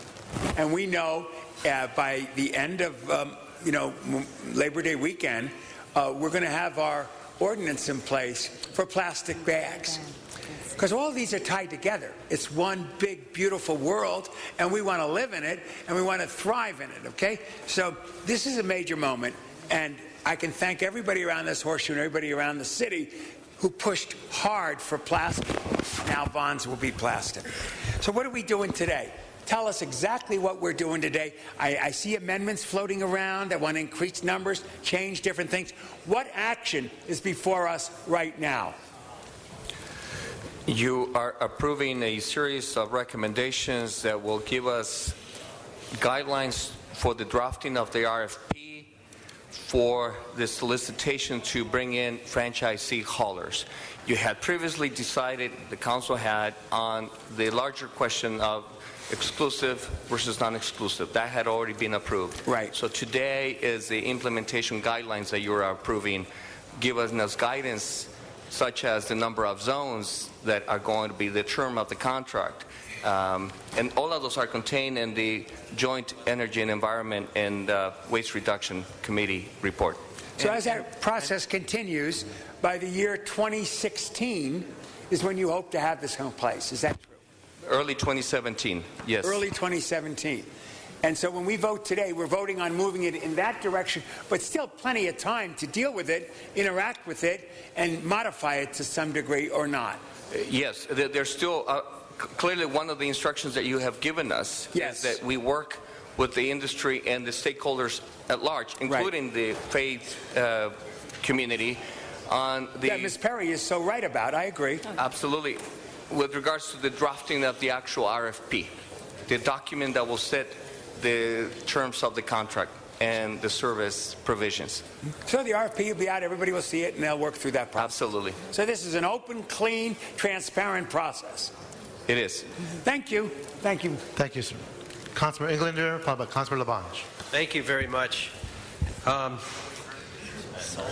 Colleagues, this is an issue that's near and dear to my heart, as I've been working on trash issues for the last decade and have studied trash, in fact, not just here locally, but all over the world. We have gone on several trash tours. These were not junkets. When you're going to the middle of the desert in far out countries in the middle of summer when it's 125 degrees out, to study their trash is not exactly a fun trip. But we've done it, and I did it working with Councilman Greg Smith. I can't even hear myself. Council President, if I could ask just some quiet all around the horseshoe. Thank you, Councilman. The crosstalk is... Again, folks, this is the third time we're asking those around the horseshoe, that's council staff and supporting staff, please respect the speaker. Together, working with Greg Smith, we wrote Renew LA, and I was proud to co-author that. That's actually led us to a lot of the discussions to take place of where we're at today with this very issue. Whether it's franchising, exclusive franchise, it's how to deal with our waste. The fact that, when we talk about Ed Reyes, the LA River, and trying to remove the cement, when we're talking about getting out of coal, which we had a long discussion on yesterday, when we talk about our environmental policies and where we want to be as a real world-class city 10, 20, 30 years from now, it all starts first with the discussion of our trash, because quite frankly, we've been dealing with that before we were dealing with anything else. We were dealing with trash before we had electricity at all. We were dealing with trash before we had water at all. And what we've been doing when we started with that process is we dug a hole, We threw our trash in it, we covered it up, and we walked away hoping it would just disappear. You know what we're doing today? We're digging a hole, we're throwing our trash in it, we're covering it up, and we're hoping it just disappears. And the reality is, it doesn't disappear. The reality is we have landfills, mega landfills, the one in my district, Sunshine Canyon, which is one of the largest landfills in the United States of America. Colleagues, I truly appreciate the work that has been done getting us here in the discussion. I have several minor, some of them are very minor, some of them are significant, that worthy of discussion. Technical changes that we should go through one by one. I think this is one of the most important and critical conversations we can have if we truly care about not just workers, not just cleaning up the environment, not just how to deal with our trash and franchising, but getting into the details from a policy discussion. I would ask that we go through each one of these. If the people have concerns with, I can walk everyone through some of the very minor changes, a couple significant ones that I think we should not send this back to committee. We should have the discussion. This is too big. It's been going on for far too long. It's one of the most important issues we've got to deal with, particularly in my community, each and every day. And so that I ask you, please, let's go through these changes, each one of them here and now before we vote, and send this thing on to make some great improvements to already what could be very good public policy. Thank you. Thank you, sir. Councilor Labange. Thank you very much. There's nothing like trash, and there's nothing like making people happy, and there's nothing like making them unhappy. And you believe as the director and as the president of the Board of Public Works, this could continue to make that happy, because people, it's very personal, trash. People love their trash collectors. People love the fact that they get it done and take care of it. So having this system, you feel confident as the director of sanitation for the city of Los Angeles, from Chatsworth to San Pedro, this will accomplish that. I feel confident that it will accomplish that. Now, I just thought of this, and I don't know this is the time here, but a lot of times we use alleys to collect trash in, right? And our alleys are the most unloved public spaces in the city. I don't know if we could, and if the CAO is listening here at all, attach anything to this that would have a fund to improve alleys, because if you're not, sometimes collectors have to go in a street, whether it's a secondary or a major or a minor street, and pull the bin out into the street because the alley's so bad. I think we have to look at that, and I want you to look at that. And I don't know at the Tigger today, but you have time to look at it, right? Yes. And maybe come back at it some other time, some kind of mechanism, funding mechanism to improve alleys, because especially off of streets. But the big thing is I love the movies, okay? And I love the studios. And the studios came here west from New York to get away from the money people of New York and the producers. They wanted creativity, they wanted the lighting, they wanted the backdrop. They love Griffith Park so much because they've shot in there. And these studios are very special places. How do we handle their needs? We have made a clarification since the last discussion in committee that addresses how studios will be handled. There's a model that has them be on the alternative service for their in-studio, and then for their on-location solid waste needs on the grounds that it's primarily construction and demolition, and on the fact that it's very mobile and cross boundaries every single time, that will not be included in the franchise ordinance. So there's the studios have been at the table, which I asked for, and they've had this discussed, and this is a way to make that happen. Correct. Got it. And the next thing, too, I love Park La Brea. You been to Park La Brea ever? Of course. If my wife ever kicked me out, which I hope she never does, I said I'd go to Park La Brea. That's 160 acres. It's a beautiful parcel that has all that housing there. What about any individuals like that? What could you look to? Could there be similar like that? Because I know they don't want to break it up anymore. The way that we believe and we know we can handle places like Park La Brea is that we will have specialty subcontractors. Good. Okay, that's what I want to hear. So I know it's everybody's effort. I also want to make sure you look at this. It's very personal trash.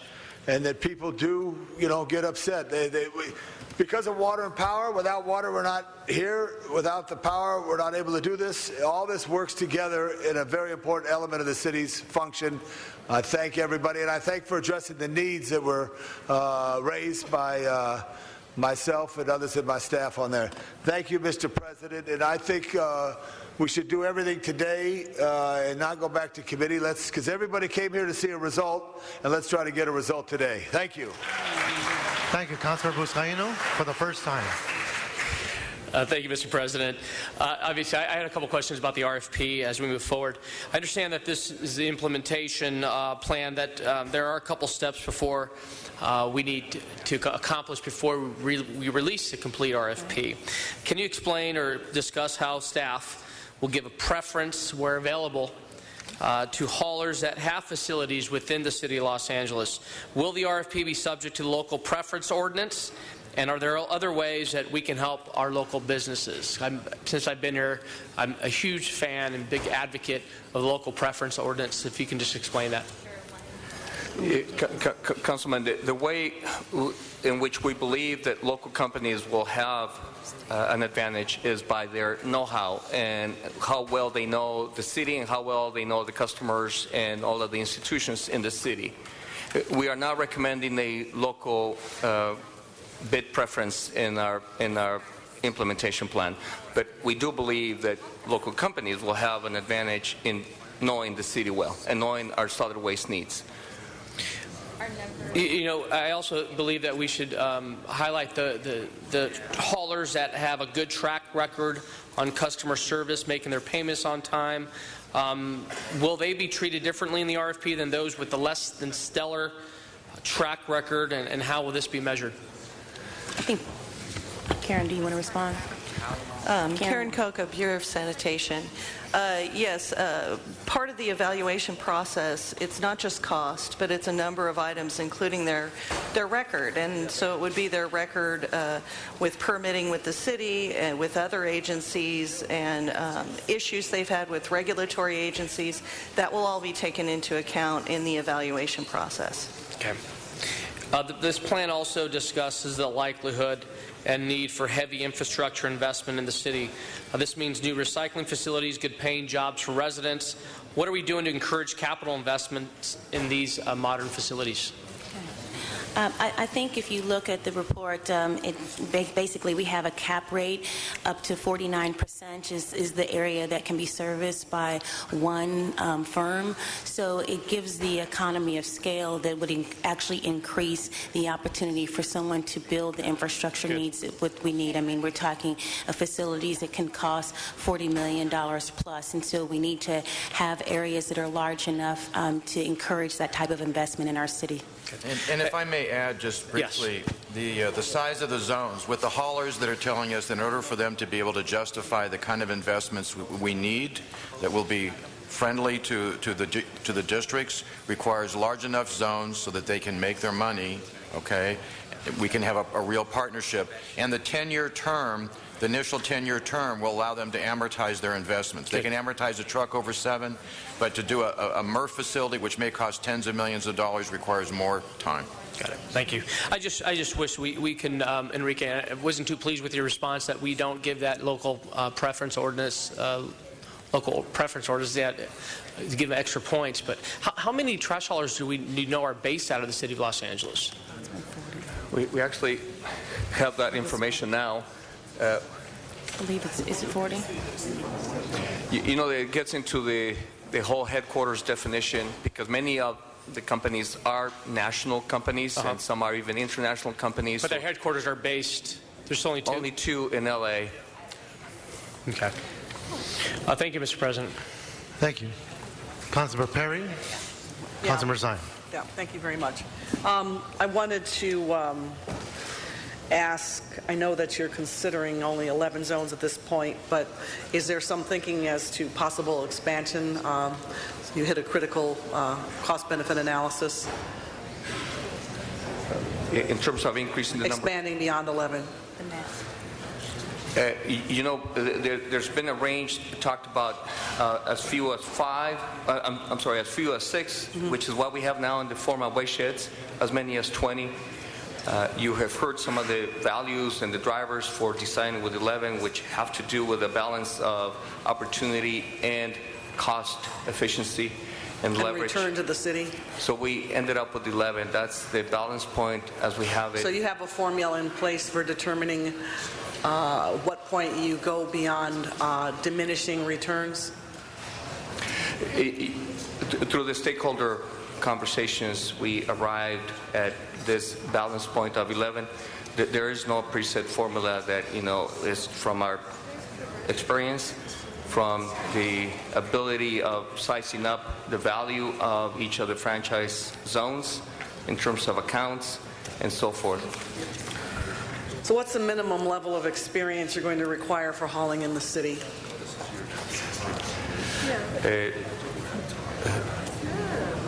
Councilmember, with regards to that kind of language, that's the essence and to a large extent of the RFP.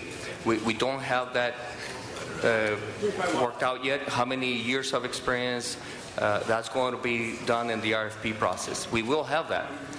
Just right now we don't have whether it's 15 years or size of capital, bonding capacity, all of that stuff will be in the RFP. Got it. Thank you, Councilor Perry. Councilor Zine, the second time. Thank you. The number that I got from sanitation, permitted waste haulers operating in the city ranged from 500 to 700, includes companies solely in the business of hauling C&D waste. So there's an incredible number. I agree with my colleague, Mr. Busquiano, is that the incumbency of local business preference, we need to somehow, when we talk about local preference, we need to somehow give those folks something, since we always want to be business friendly. Someone's already established here. We need to look into that. So I'd like to make a motion that we explore that when we go through the review. And the infrastructure, I don't know anyone who wants to put a MRF in their community, but the fact is we have some. We need to look at that and how that's going to work with this, because we're talking about taking trucks off the road and not having them drive further and tear up more roads. The diversion is the key. I remember Mr. Krikorian had discussed that. The diversion, not just the recycle aspect, the diversion to keep them out of the landfill. Those are key issues that I have concern with. And also the issue of enforcement. We talk about what is going to be required of the haulers, certain requirements, certain conditions. The police aren't going to enforce it, the fire department, and it talks about local enforcement agency, LEA, in the city of Los Angeles, which used to be building and safety. Who is going to actually be the enforcement branch to make sure there's compliance with what we ultimately go with?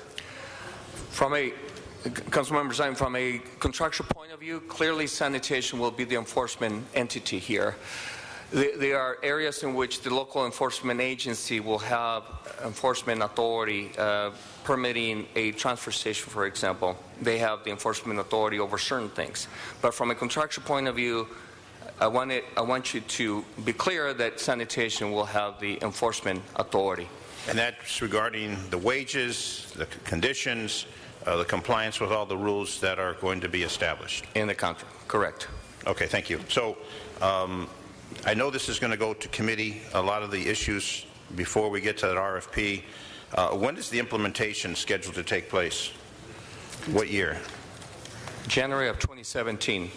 So between now and 17, we will work out all the details, answer all the questions, and then January 17, that's when it will begin. So they can get the low emission vehicles, et cetera, and be ready to take off and start this new process. Correct. Okay, thank you. Thank you. Councilor Huizar, to conclude. Thank you, Mr. President. And again, we will look at the final RFP, and that still has to come through council and committee. So this is a prelude of what will come. Today, we are setting the parameters by which how to develop that RFP, and this is the implementation plan that takes into account all of our discussions that we've been having for over a year now. And I want to conclude my remarks by thanking our staff, the Public Works Board, our Bureau of Sanitation, all the staff. These are endless hours shifting our trash, how we recycle more and improve our environment. and how we create more competition for this. This has been endless hours of your work, so thank you so much for all of your work. And again, I would ask that we I'll second Mr. Alarcon's motion to send all motions to committee, including those made by Mr. Zine right now, so that we have a thorough discussion in committee. I think we've had a very methodical, good approach in discussing all these issues as we've gone by, as opposed to holding them here when we're limited by time, trying to get to the next item, etc. That has given us an opportunity to have a forum to be more thoughtful about all these motions that have come up. So I hope we could move in that direction and move all those motions that were made today to committee. And before the RFP comes back to council, those things will be thoroughly vetted, as we did the last motions that were presented when we were approving this item. We vetted them out in committee. So, colleagues, this is a great Earth Week for Los Angeles. Yesterday, we got off of coal by 2025. We made that commitment. And today, once again, we're making the commitment to increase recycling of our trash. So thank you to all the advocates. I urge your vote. Okay. And we're approving the clarification letter, correct? Is that? Yes, we submitted to you and the record a clarification letter that clarifies the language and some of the recommendations. Yeah, thank you. Councilman Englander, I believe there's a response. Councilman Englander. Yeah, just like the other 14 motions that I submitted previously that were never heard in committee.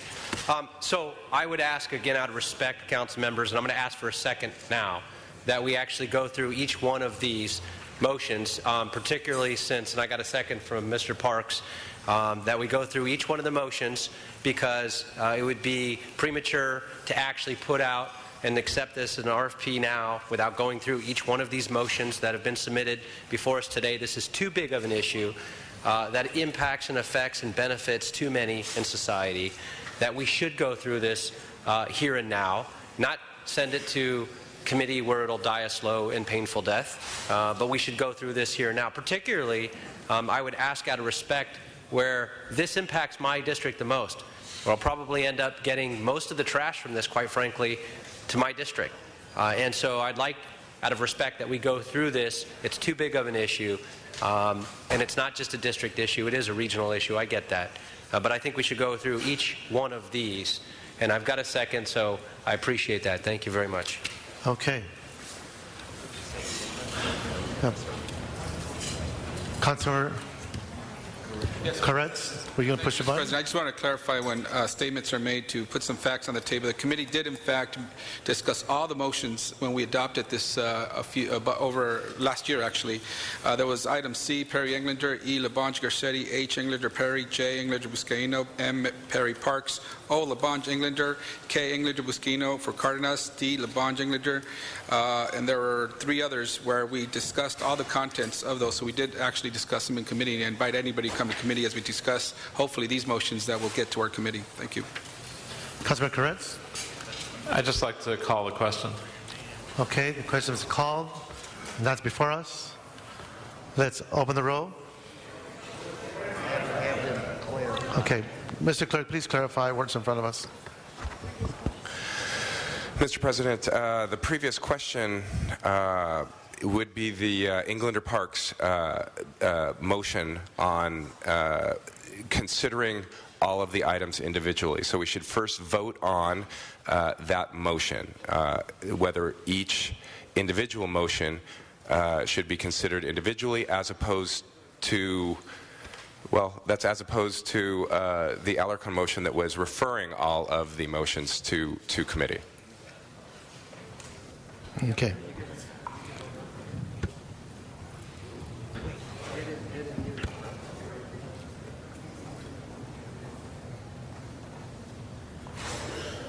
No, sir. This would be clear what's in front of us? to whether stop the debate. So we should first vote on calling the question. Right. So what's in front of us is calling the question. That's the first vote.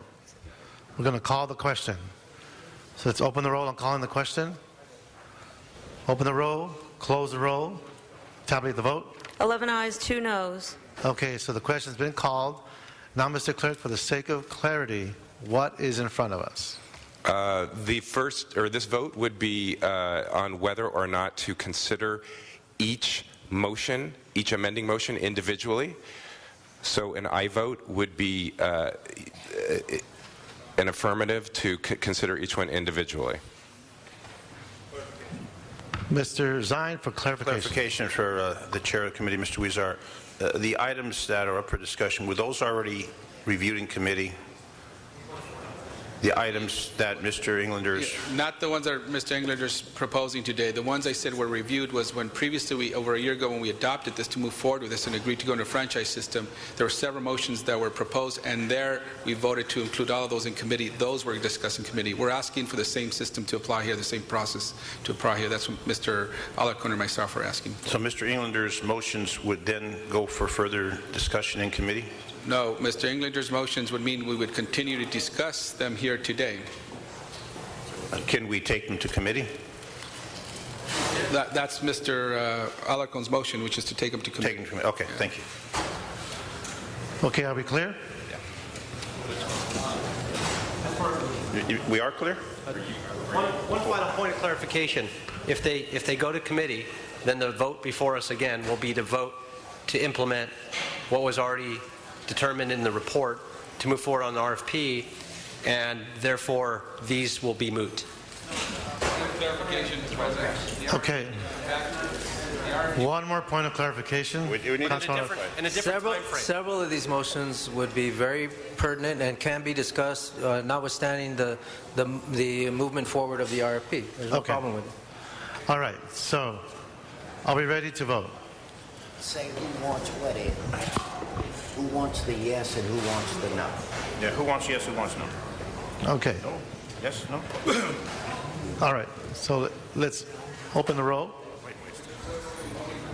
And for clarification, Mr. President, this vote would be, again, on whether or not to send the motions A through M, to committee for further consideration.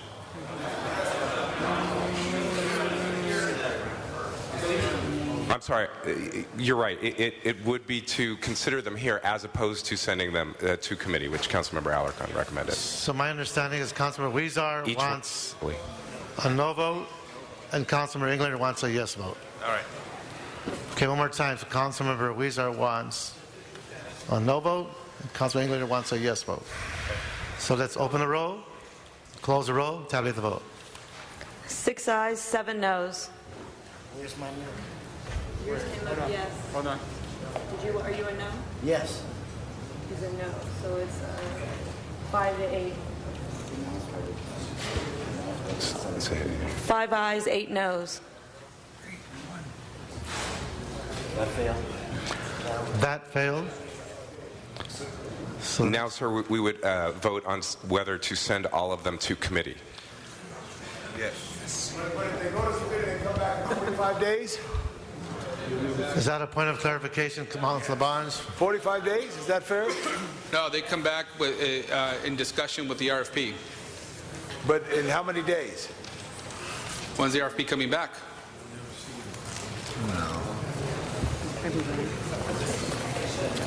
It should be, I believe it's February of 2014. Mr. Labange, there's a lot of moving pieces. If members have made motions, I urge you to go to the committee and discuss them there and make your case there, and that's where it's proper place to discuss it. Here we might blow up the whole thing. But just a minute.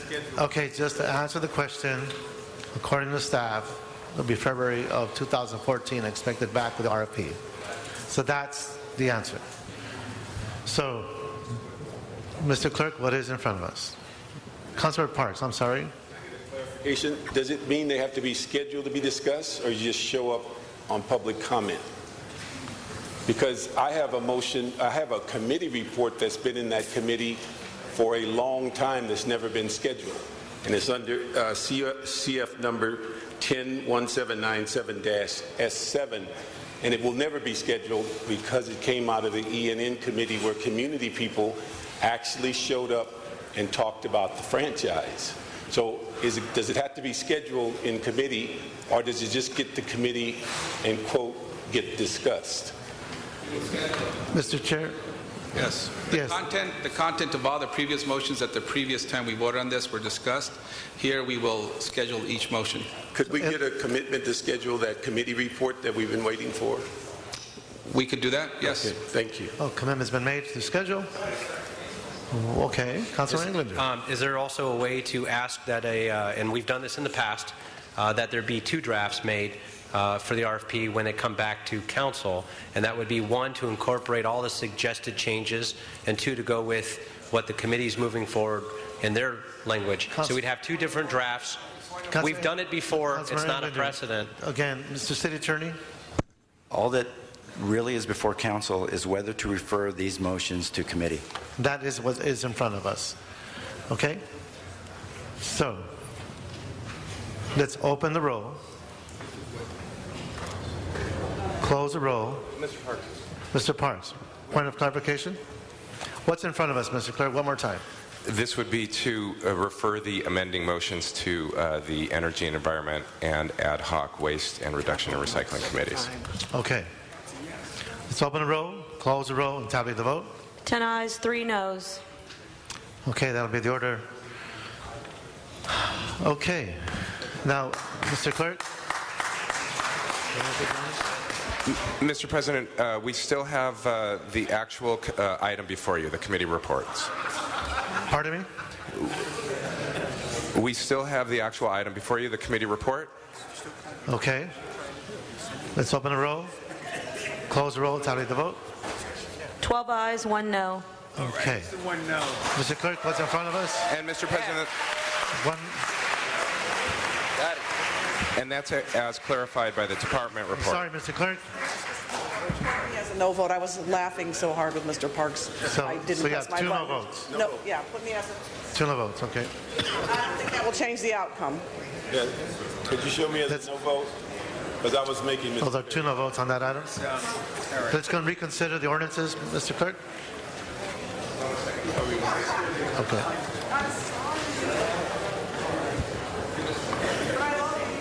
Mr. President, in the meantime, there's been a request to continue item 37 to May 7th. Again, item 37 to May 7th. Without objection.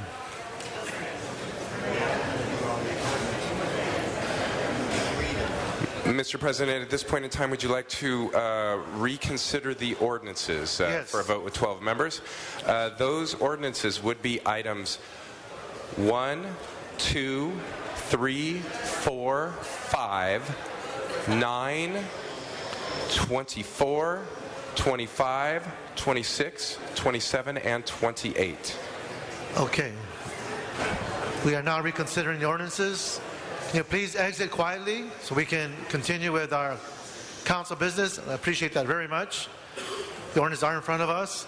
Let's open the roll, close the roll, and tally the vote.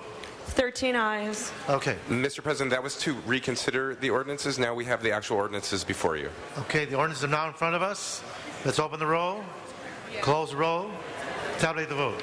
13 ayes.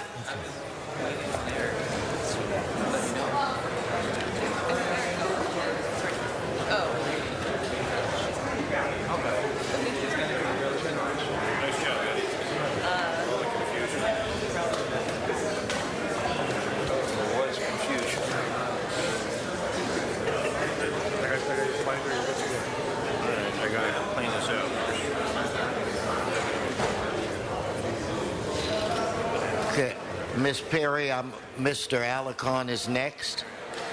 Richard, item 33. And then I'll call you after that. Mr. Alarcon.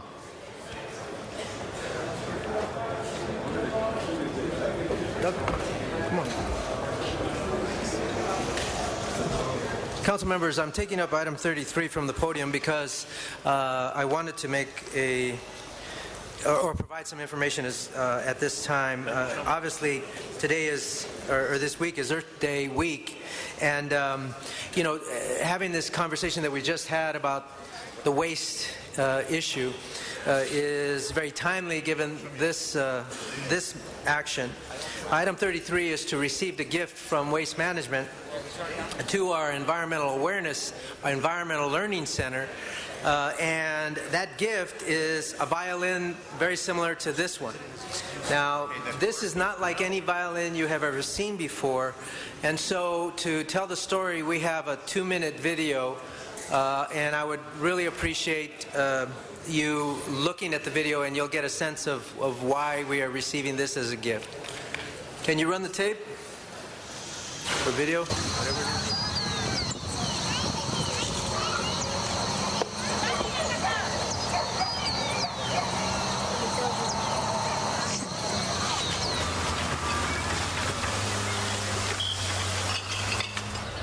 Mi nombre es Ada Maribel Ríos Bogado, tengo 13 años y toco el violín. Me llamo Juan Manuel Chávez, más conocido como Baby, tengo 19 años y toco el cello. Este cello está hecho de una lata de aceite, la madera tirada en la basura y las clavijas son de una vieja cuchara para golpear la carne y para hacer el ñoquis. Y suena así.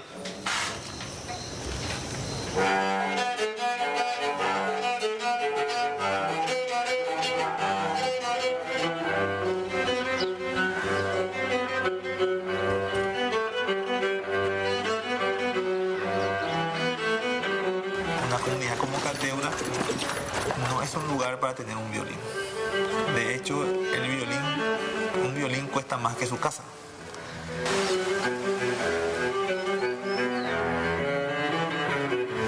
En ese grupo acá mismo encontramos el colado de violín. Y de ese empezamos los instrumentos reciclados.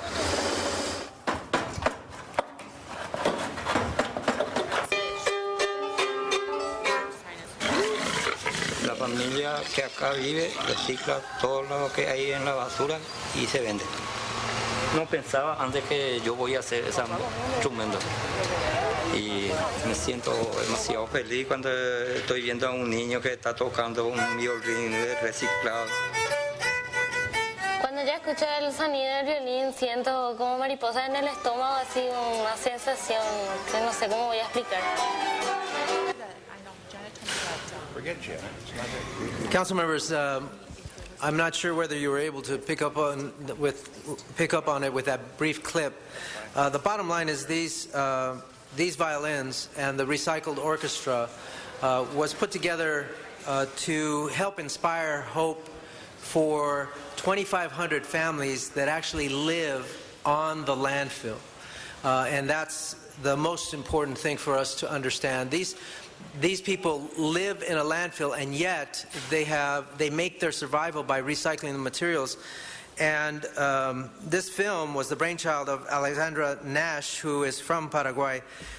She wanted to shine a bright light on the incredible journey that the young people of the Recycled Orchestra have taken. It's a story about how lives are changed for the better when creativity is allowed to flourish, and how we find joy even under the most dire circumstances. Now, I grew up in an area in Sun Valley where there were 35 landfills, but I never lived on top of a landfill. And watching these kids and 2,500 families living on a landfill, we have to appreciate where we are and actually the action we just took. The youth orchestra you saw in the video plays with instruments made entirely out of trash from Cateura, Paraguay. And this is one of those instruments, and so we are so fortunate to have the contribution from Waste Management, and so I would ask for your support in approving the receipt of that. And with that, I'd like to introduce several people. Rodolfo Madera of Eureka Productions, who is producing Landfill Harmonic. It's a documentary. I believe you have cards at the desk, Mr. Yes, but we are having a quorum challenge. Who, me? Us. Okay. So with that, I will allow you to call the speakers. So we'll call Rodolfo, and is it Doug? So your guys are together. So those are the two cards. Please come forward. Identify yourself. Okay, thank you. I'm Doug Corcoran with Waste Management. I want to thank Councilman Alarcon for bringing us here today, and also Councilman Huizar for his second on this motion. Council President Wesson, City Council, on behalf of Waste Management, I am thrilled to be here today to introduce the Landfill Harmonic story to you. One of the cornerstones of our mission at Waste Management is to find ways to extract more value from our waste stream. Well, what we mean by that when we say extract more value is we're looking for recyclable value, reuse value, commodity value, energy value. But this story of the landfill harmonic brings that whole concept to a brand new level for us. It shows us the value of the human spirit. You heard a little bit of the music in that clip that comes from the recycled orchestra. Amazingly, that music, as you heard, comes out of violins, cellos, flutes, and other instruments made of thrown-away forks, motor oil cans, broken kitchen cookware, bottle caps, and other materials that were tossed into landfills. This story touched us at Waste Management because of what Fabio Chavez, the orchestra's director, said, and I'll paraphrase what he said here. We shouldn't throw away trash carelessly. And we shouldn't throw away people either. Just as we strive to find value in the materials that we collect every day across our country truly a land of plenty, this group of young people in Paraguay have found purpose and joy in playing instruments made out of trash that other people send literally to their backyard. As you heard from Councilman Alarcon, they live on the landfill. The young people are guided by mentors who believe in their potential. These mentors are adults who take the time to see that with a little push in the right direction, these kids can do well in life. These are lessons for all of us. We're honored and we're humbled to be here and to be able to play a part in telling this story. And I'm going to turn this over now to Rodolfo, who is going to tell you a little bit more about the Recycle Orchestra and how everybody can help. Thank you very much. Good morning. My name is Rodolfo Madero, Executive Producer of Landfill Harmonic. I'd like to thank Waste Management and Councilman Mr. Richard Alarcon for this opportunity. The language of music is universal, as it is the need we have for people from all over the world to better understand how they can contribute to have a cleaner planet. This violin represents the genius and creativity of a group of people that, in overcoming their own limitations, have given us an inspiring and beautiful example of how we can find our path to achieve such an ambitious goal. They say it is possible, and who we are to say it can't be done. As our film evolves, we've been following the Recycle Orchestra all over the world. Finally, our goal is to bring them to the United States for a concert, with Los Angeles as our final destination. We want this message of sustainability to travel from the landfills of Paraguay to the city of Los Angeles. We are all here because we are worried about our environment. I'm here because I think this is good for our city and it sends the right message, and because we need your help to do it right. As small independent producers, we need all the support we can get. So I'd like to ask not only to the council, City Council of Los Angeles, but anyone among the people here today that thinks that they can bring something of value to this project to reach out to us.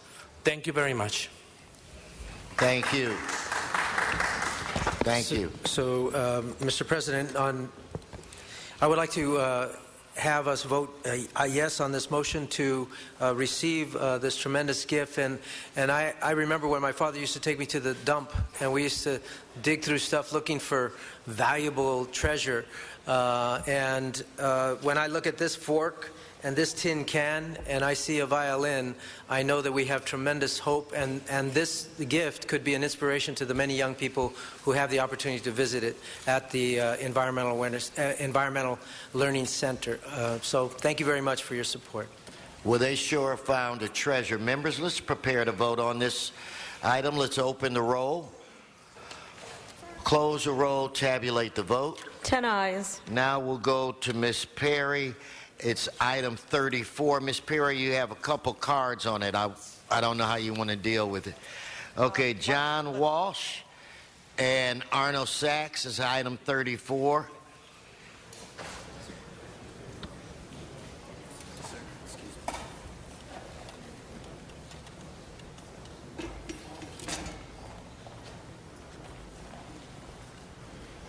Yes, thank you. Good morning. Arnold Sachs. It's really fine to see the City Council address Denim Day and the fact that, in a sense, you're addressing violence against women. But what's fascinating, the County Board of Supervisors yesterday had the same item on their agenda, a Denim Day presentation. And I addressed them a little differently. I said, it's fascinating that today this was yesterday, fascinating that you're addressing Denim Day, yet 2 weeks ago they defunded a woman's shelter for abused women. So I asked them how they could be so committed to Denim Day and yet take away funds for a woman's domestic abuse shelter. Not quite the same, but I'd like to know what the City Council is going to say to the Board of Supervisors regarding that. Mr. Walsh.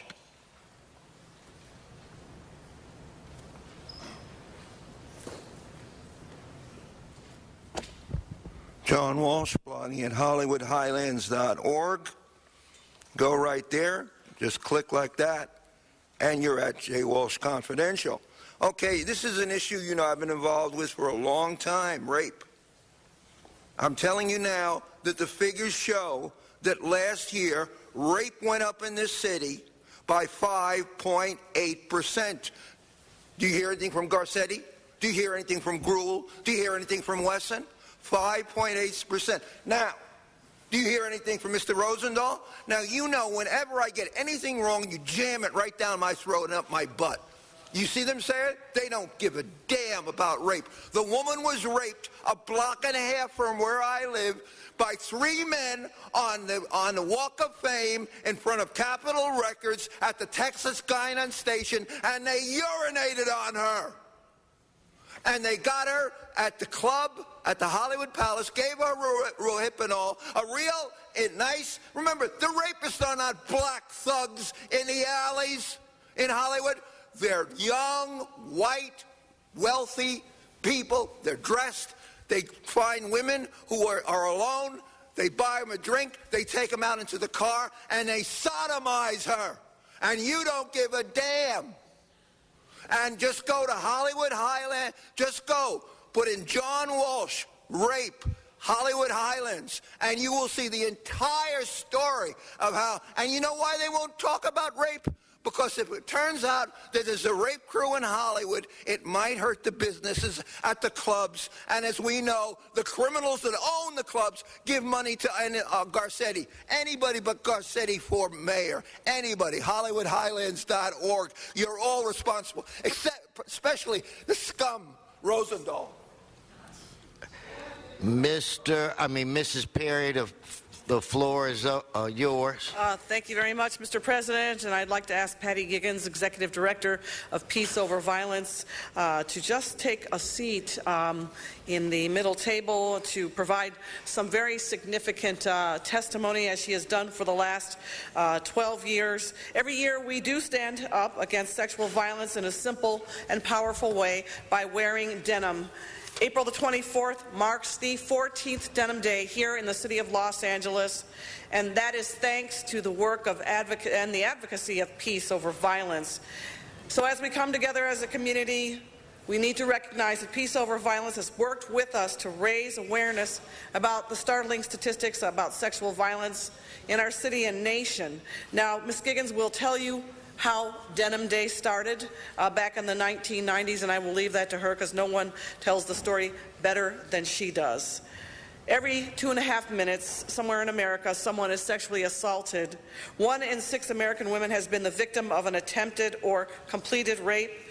Survivors deserve our support and assistance, not shame or blame. And as we come together to foster a community where sexual violence is never tolerated, and to empower those who are affected by sexual violence, we must show them that they have the support of everyone. I know we all want to build healthy relationships with our families and communities, free from sexual, domestic, and interpersonal violence. And with Peace Over Violence as our partner, and as we wear jeans to remind the rest of the world that sexual violence is a real societal ill, we have to do all that we can to eradicate it. And let's remember once again that there is never an excuse for violence. Ms. Giggins. In fact, Mr. Giggins, I've got Mr. Rosendahl on the queue. Maybe we could go to him first. Bill? Ms. Perry just summed it up with what she just said. Look, gay people too get beaten up. We know that. We know that alcohol is a very serious drug. We've made it legal. Great, great, great, great, great. But a person gets loaded, they get crazy, they get into violence. You have a car wreck, again, it's alcoholism. You know, and Mr. Walsh, God bless him, you know, he tries to do the best he can with whatever he's saying with himself. But the truth of the matter is, all of us are against any kind of rape. Female rape, gay rape, any kind of rape. Respect for each of us is essential. Red for that, anger. I got the button on, I got the flags. We're all together with you on this. Thank you for what you're doing and pointing it out and making people aware. It's the awareness factor that needs to be brought out. And when you wear the Dems, you think about that all day long. So thank you, God bless you, and of course I'm with you 100%. Bye-bye. Thank you, Bill. Yeah, okay. Thank you, Councilmember Perry and Councilmember Rosendahl, and all of you for the leadership that you have shown over these 14 years of Denim Days. From New Delhi to New York, Chicago to the Congo, from Karachi to Steubenville, from Miramonte Elementary School to Occidental College, rape is a local and global, national and international issue and affects us all. Sexual violence occurs in every community and country, regardless of age, race, class, gender, sexual orientation, or religious affiliation. And it occurs in many of our shared institutions, schools, universities, the military, religious establishments, prisons, and workplaces. And today, Denim Day in LA and USA is a day to acknowledge and to stand up to this global epidemic. It is a day to support survivors worldwide and work to prevent rape around the globe and right here in our backyards, neighborhoods, and local institutions. Our message has been and is consistent and straightforward. There is no excuse and never an invitation to rape. Today, 5 to 10 million people, plus and counting, will be wearing jeans in solidarity with sexual assault survivors, and they will commit to educate themselves and each other on this issue, to change attitudes, debunk the myths, and tolerate no more excuses. We've come a long way since I founded Denim Day in LA 14 years ago, and since the first anti-rape movement started here in Los Angeles more than 40 years ago. I just left a press conference with our mayor and with Chief Charlie Beck from LAPD, and the numbers look very good for this year. The first quarter, rape is actually down 36%. So we are making progress, but the chief and the mayor, as I will say right now, also want to point out that rape still is the most underreported crime. But we do have a leadership issue, I think, in our culture. We have to demand that leaders, the leadership at our shared institutions, do their jobs and create and implement policies that significantly change the culture. We must call upon the principals of schools, teachers and faculty, presidents of universities, provosts and professors, elected officials, military and corporate leaders to step up, engage, and stand for an ethical, humane culture and stand against rape culture. I read a definition of rape culture: a society that ignores and denies the trauma and seriousness of rape, endorses it. None of us want to live in or with rape culture or rape culture adjacent. We must join together in an urgency to prevent sexual violence, not just one day on Denim Day, but every day. We must make the call for leadership loud and clear. We must hold our leaders accountable. I feel grateful to live in the city of Los Angeles, which has provided leadership on this issue for many years. Okay. The cultural climate within many institutions, within the hallways of power, reflects a deep failure of leadership at many levels to acknowledge and adequately respond to the crimes of sexual abuse and rape. The scandals abound and continue to be discovered. The Catholic Church cover-up of sexual abuse by priests, child sexual abuse within schools perpetrated by teachers, Penn State, military sexual assault, sexual assault by athletes, and most recently Occidental College and the alleged violation of Title IX against 37 female students and former students. We are all members of families, groups, and organizations, and we are all responsible for holding these institutions and each other accountable. We must seek the courage to step up as individuals and be leaders who advocate for institutional and societal change and support survivors. We need to be a society of upstanders, not bystanders. In Los Angeles, this flagship city of the very first Denim Day in LA in 1999, we have benefited from excellent leadership. We have made progress. We must continue to stay committed. I come here every year to hopefully illuminate you on some aspect of the insidious, persistent, historical, and seemingly intractable issue of sexual violence, its prevalence, its impact.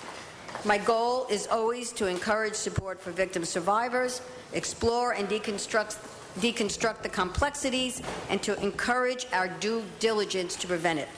This year, I want to bring to your attention yet another emerging sexual violence issue with complex domestic and international dimensions. Organized criminal behaviors, economic implications, a long historical bias, and stigma that persists, and a form of violence that impacts children and adolescents and young adults with ever-increasing harm and terror. This is the issue of sex trafficking and the sexual exploitation of children for profit.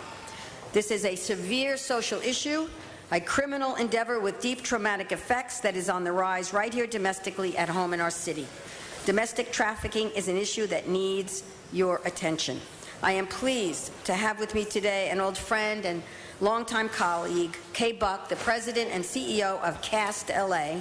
Kay has traveled nationally and internationally on this issue and is the premier expert on the complexities of sex trafficking of children, human trafficking, and what has been called modern-day slavery. Kay Buck. Thank you. Thank you, Patty, and thank you, members of City Council, for recognizing such an important day, Denim Day. Usually you are used to me coming in January, which President Obama proclaimed National Month of Awareness and Prevention of Human Trafficking. But I'm here today to, of course, support an amazing organization, Peace Over Violence, led by Patty Giggins, and to highlight how these issues intersect, the issue of sexual violence and human trafficking. Human trafficking is about forced labor. It is also about sexual violence. And in fact, as the largest service provider in the country here in Los Angeles, my organization, CAST, Coalition to Abolish Slavery and Trafficking, has actually seen a 49% increase in breaking cases this year alone. Most of the cases that we're seeing increased are domestic cases, which means they are cases involving U.S. citizen or legal permanent residents of this country. And most of them are minor sex trafficking cases, trafficking of children for the purposes of prostitution or commercial sex. And, 80% of our cases here in Los Angeles are in South Los Angeles. And I think that's an important it's an important issue that we need to bring out on important days of awareness like Denim Day. But I also want to, highlight how far we've come, even in the last decade, to address this issue, both from a forced labor standpoint, but also the sexual violence that occurs in sex trafficking. CAST was the founding member of the Los Angeles Metropolitan Task Force, and it's housed in our very own Los Angeles Police Department. And I really want to highlight today what an amazing job Robbery and Homicide Division has done to provide leadership on this issue of sex trafficking as well as labor trafficking, but also the Vice Unit at Los Angeles Police Department, because they are calling and working with CAST to make sure that the survivors, when we find them, receive dignity, they receive their rights. Now, one thing I want to make the City Council aware of is the issue of criminalizing victims, children, who obviously are not old enough to give consent in prostitution. And this is one of the huge systemic problems in our country today.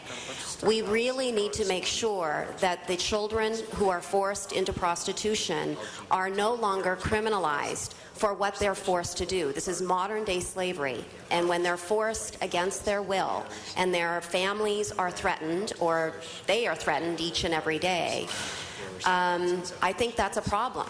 And what I'd like to see over the next year, and I'll be back again in January to discuss this, is how, as a city, we can really address the decriminalization issue of these children.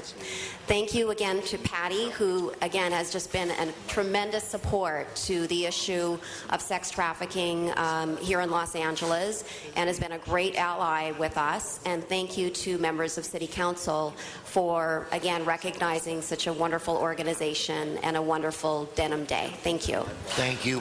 Thank you both. And now back to Ms. Perry. Thank you very much, Mr. President, and to Ms. Giggins, Executive Director of Peace Over Violence, and to Kay Buck, the Executive Director of CAST LA. Thank you for your advocacy and your partnership, your strategic partnership.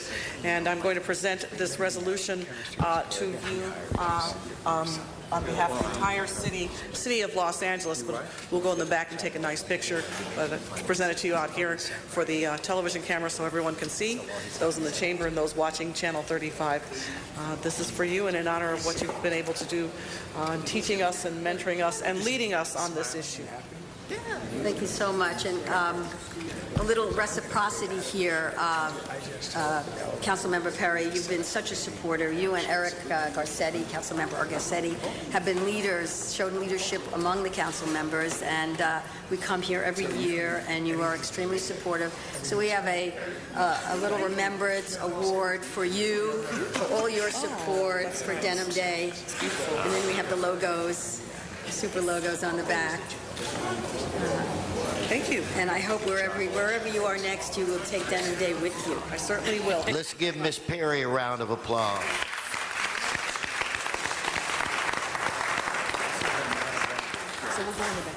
Mr. Alarcon, if you could just stay for a second, Mr. Alarcon. Patty?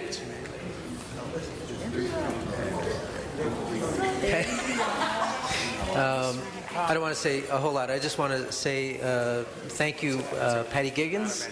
I met you in 1981. That's how old we are.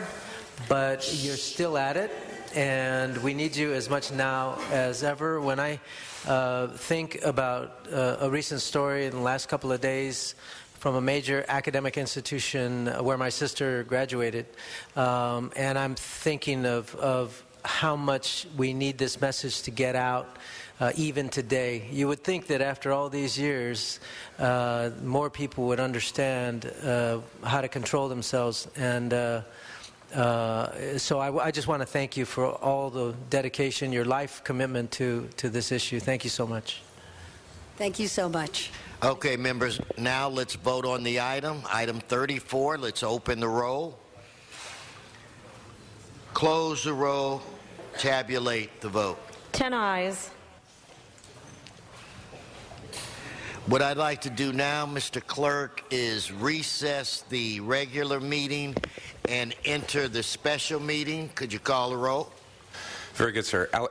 Alarcon, Buscaino, Englander, Garcetti, Weezer, Carrasco, Corcoran, LaBanche, Parks, Perry, Reyes, Rosendahl, Zine, Wesson, 10 members present, and quorum, Mr. President. Okay, can we have the city officials come forward? Miguel?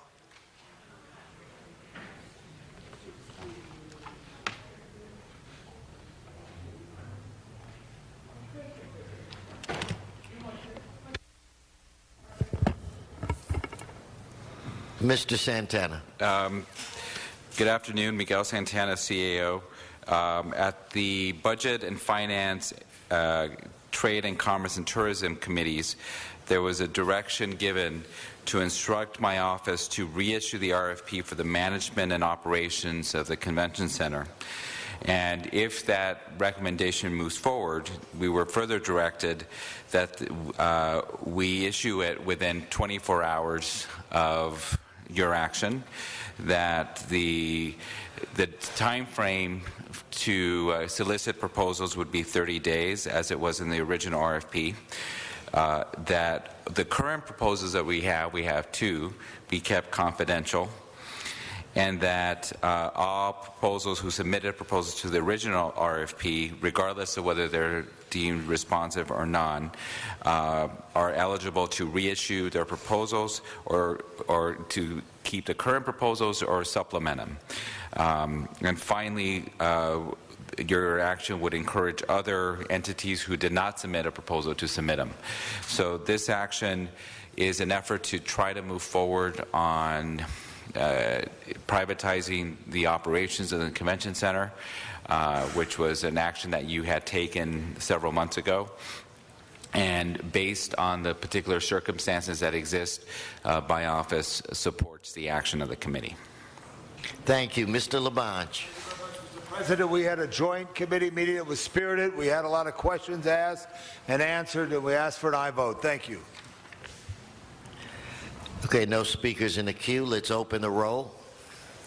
Close the roll. Tabulate the vote. 10 ayes.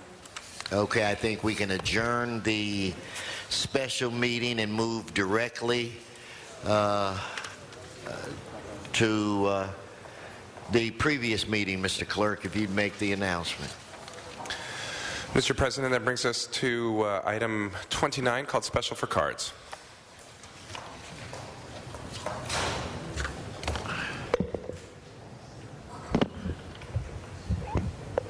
On item 29, I have a card, but there's no name. Okay, Mr. Sachs, if you're on 29, it's the only one I had.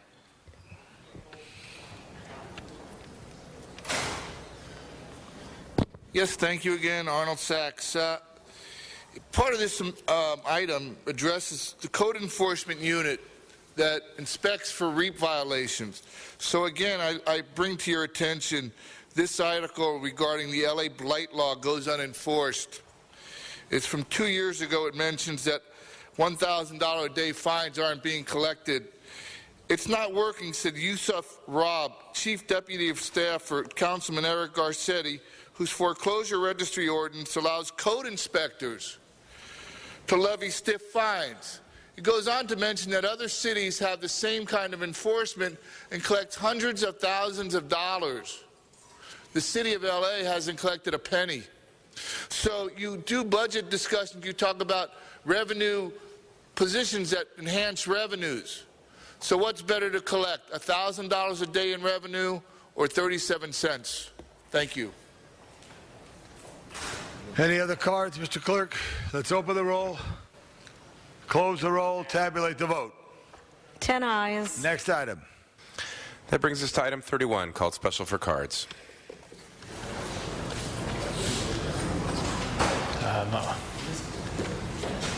Mr. Arnold Sachs, please.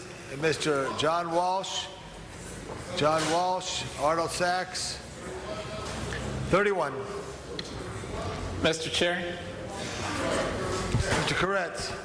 While we're waiting for our speaker, I wonder if I could ask that item 10 go forthwith. Absolutely. I order it forthwith. Order it forthwith. Thank you very much.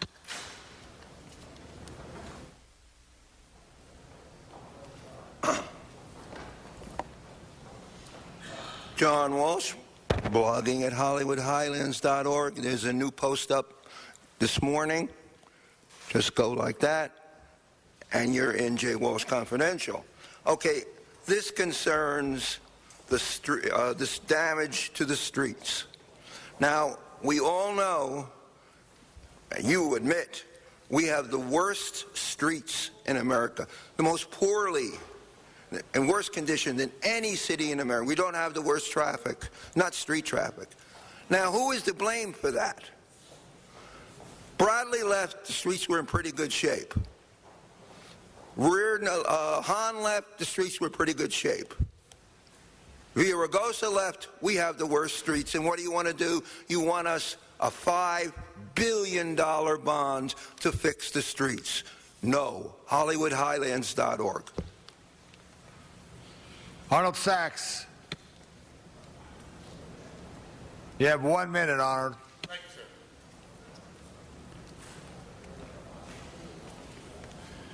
sir. Yes, thank you again, Arnold Sachs. Again, your items, your ordinances earlier, you talked about street vacations, and I brought up the fact, or I tried to attempt to bring up the fact regarding the street maintenance. And here's a perfect example. You're not collecting the funds. You have a Measure Our Local Return that's supposed to help fix streets, but you've allocated $10 million a year of the $30 million a year for the downtown streetcar. 2,000 votes got $10 million out of street repair funding. So when you go back and talk to your constituents about how bad the streets are, you could tell them the streets may be bad, but if you get downtown, you'll be able to take the streetcar and not worry about your bad streets. Go around the block once or twice, like they do in San Francisco on the trolley. Thank you, Mr. Sachs. You're out of time till general public comment. Next item, please. Mr. Sachs, I was informing you. Thank you. No, mark your words on that one, Mr. Sachs. All right, so let's open the roll on this item. Tabulate the vote. 10 ayes. All right, so ordered. Next item. 32 called special for cards. 32. Mr. Walsh is our only card. You have 1 minute, John. Yeah.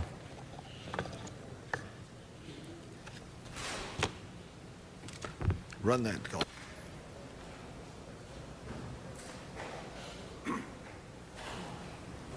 John Walsh, blogging at HollywoodHighlands.org. Okay, I don't usually ask questions. I tell you what, because you know. This is naming a portion of Wilton Place between 39th and Martin Luther King Boulevard at Sylvester Washington Court. Great. But I think it's racist, and I say this to every black person here. You heard all this, hours and hours. Who is Sylvester Washington? I want to know. I want these white boys up here to tell us. He must have been a great man. I'm sure he was a great man. But they have no interest. I wonder if his name was Jose. I wonder what we'd be going crazy over him. Because his name is Sylvester, because he's an African American. It's a great idea that we name something. But these people up here, black, white, and brown, don't give a damn about him and aren't going to spend 6 seconds, and they let this white boy say it. HollywoodHighlands.org. All right, no speakers on the queue. Open the roll, close the roll, tabulate the vote. 10 ayes. Next item. 35 called special for cards. Mr. Walsh is out of time, so he's the only card. Forthwith on the previous one by Mr. Parks, 34. Is that correct, Mr. Parks? Yeah. And now this one, 35 is before us. No speakers on the queue. Let's open the roll, close the roll, tabulate the vote. 10 ayes. Next item, please. 36 called special for cards. Yes, Mr. Walsh is out of time. No speakers on the queue. Let's open the roll, close the roll, tabulate the vote. 10 ayes. 10 ayes. Next item, Mr. City Clerk. Forthwith on 32. 37. Mr. President, 37 was continued to May 7. That brings you to general public comment. We have 2 cards. Mr. Sachs out of time. Okay. Mr. Walsh out of time. So 37 is continued. If you return to City Council in the future, feel free to fill out another card if this item's continued. Thank you so much.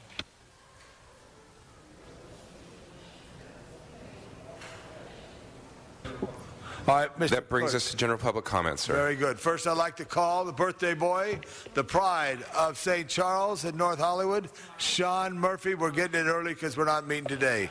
Sean Murphy. I'm glad you're doing general public comment because I got a lunch date with Jill in about an hour. Tell us about Jill. She's my girlfriend. You know her.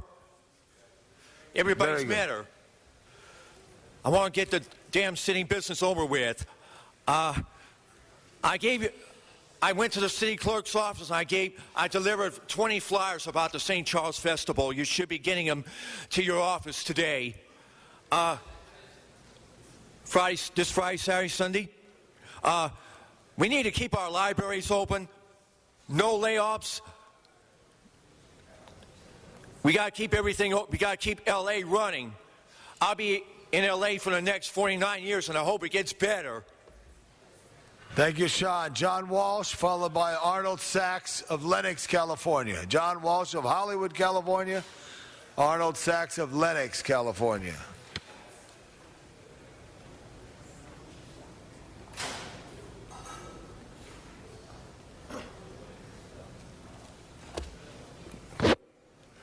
I can tell 1,000 people have come to this website in the last hour. 1,000. Okay, and then when you go like this, Hollywood Highlands, it goes to J. Walsh Confidential. What I have up there is DCFS, Hal Garcetti. He's not here again. This got some swag up here, some loot sitting on his table. But the most important thing today is the Koch brothers. I'm telling you now, you saw Mr. Reardon come up and shake my hand. You know that some of the top, most powerful people come to me and tell me things that they want me to say that they can't say. And I'm telling you right now, the Koch brothers are almost sealed the deal. And I want to tell you, it's a political deal. And who has been working with the Koch brothers to take over the LA Times? And I'm telling you right now, Eric Garcetti. When you vote for Eric Garcetti, you are voting for the Koch brothers. They have a deal where they're going to pour a lot of money into his campaign in the last couple of weeks, and you're not going to find out about that till he's in. Once he's in, he pays off the Koch brothers. You know you have a lot of power when we're talking about a $750 million piece of property down there to save the Koch brothers all these municipal deals. I just want to say, people out there, if you think that you don't like Wendy, let me tell you, Wendy is not behind the Koch brothers. I'm telling you right now, every right-wing group in this city is behind Eric Garcetti. Do you think they're stupid? No. They know. Every right-wing group in this city knows that Eric is behind and has made a deal with the Koch brothers. And now let me tell you, the Times, those reporters, punk butt reporters over there, they don't know. Now you always have a right to come and refute anything I say. That completes it there, Mr. Refute what I say. Arnold Sachs, is this your turn? Yes, thank you. Good afternoon, Arnold Sachs. First, I'd like to congratulate the City Council for the fiasco that occurred with this request for proposals regarding the trash franchising system. How we heard there were numerous committee meetings, and there were numerous outreach committee hearings, and there were numerous this, and there were numerous that, and it came down to Councilman Englander having a dozen motions, none of them were heard. Very nice. Kind of reminds me of this I got today when I got off the red line at Metro. It says, Metrolink tickets now open, Metro Rail turnstiles. So Metro, LA, Los Angeles County Metropolitan Transportation Authority, spent over $180 million to gate the system, to create the tap card system, and they come up with a Metrolink ticket with a chip embedded in it. $180 million. Oh, and by the way, they still have to change some of the valuators because they have to move the location. So it's going to actually be more than $180 million. And I'd also like to quickly remark about, have you ever heard the definition of insanity? That's when you try to do the same thing twice, exactly the same way, and expect different results. So I'm wondering about the request for proposal about the convention center, because part of the fact that you couldn't privatize the zoo or the convention center was the city charter that stated that city employees can't take outside direction. Has it ever been addressed I don't think so, because the city charter takes a vote to change. So if it hasn't been addressed, what results do you expect? Thank you. Daniel Jones, Brian Barajas, and I guess this is Mr. Marine. Henry? Good morning, ladies and gentlemen of the council member. My name is Daniel Jones. I came here today to sincerely thank anybody who considered AB 5 in any motion or guidance or infliction or assistance that Judiciary Committee. The result was a positive one. We know we have a long ways to go, but I really did come down here to say thank you, Mr. Wesson. Mr. LaBonge, my dad used to look at me like what? Yes, I understand. Thank you very much. And as far as the trash issue, I would just like to see somewhere maybe that the shops might be open for unions, because unions did build this country along with everybody else. Let's give the good paying jobs a guarantee for a while. Thank you very much, and thank you again for AB 5, sir. I appreciate it. Thank you. Thank you. Is it Brian's next? Yeah, Brian.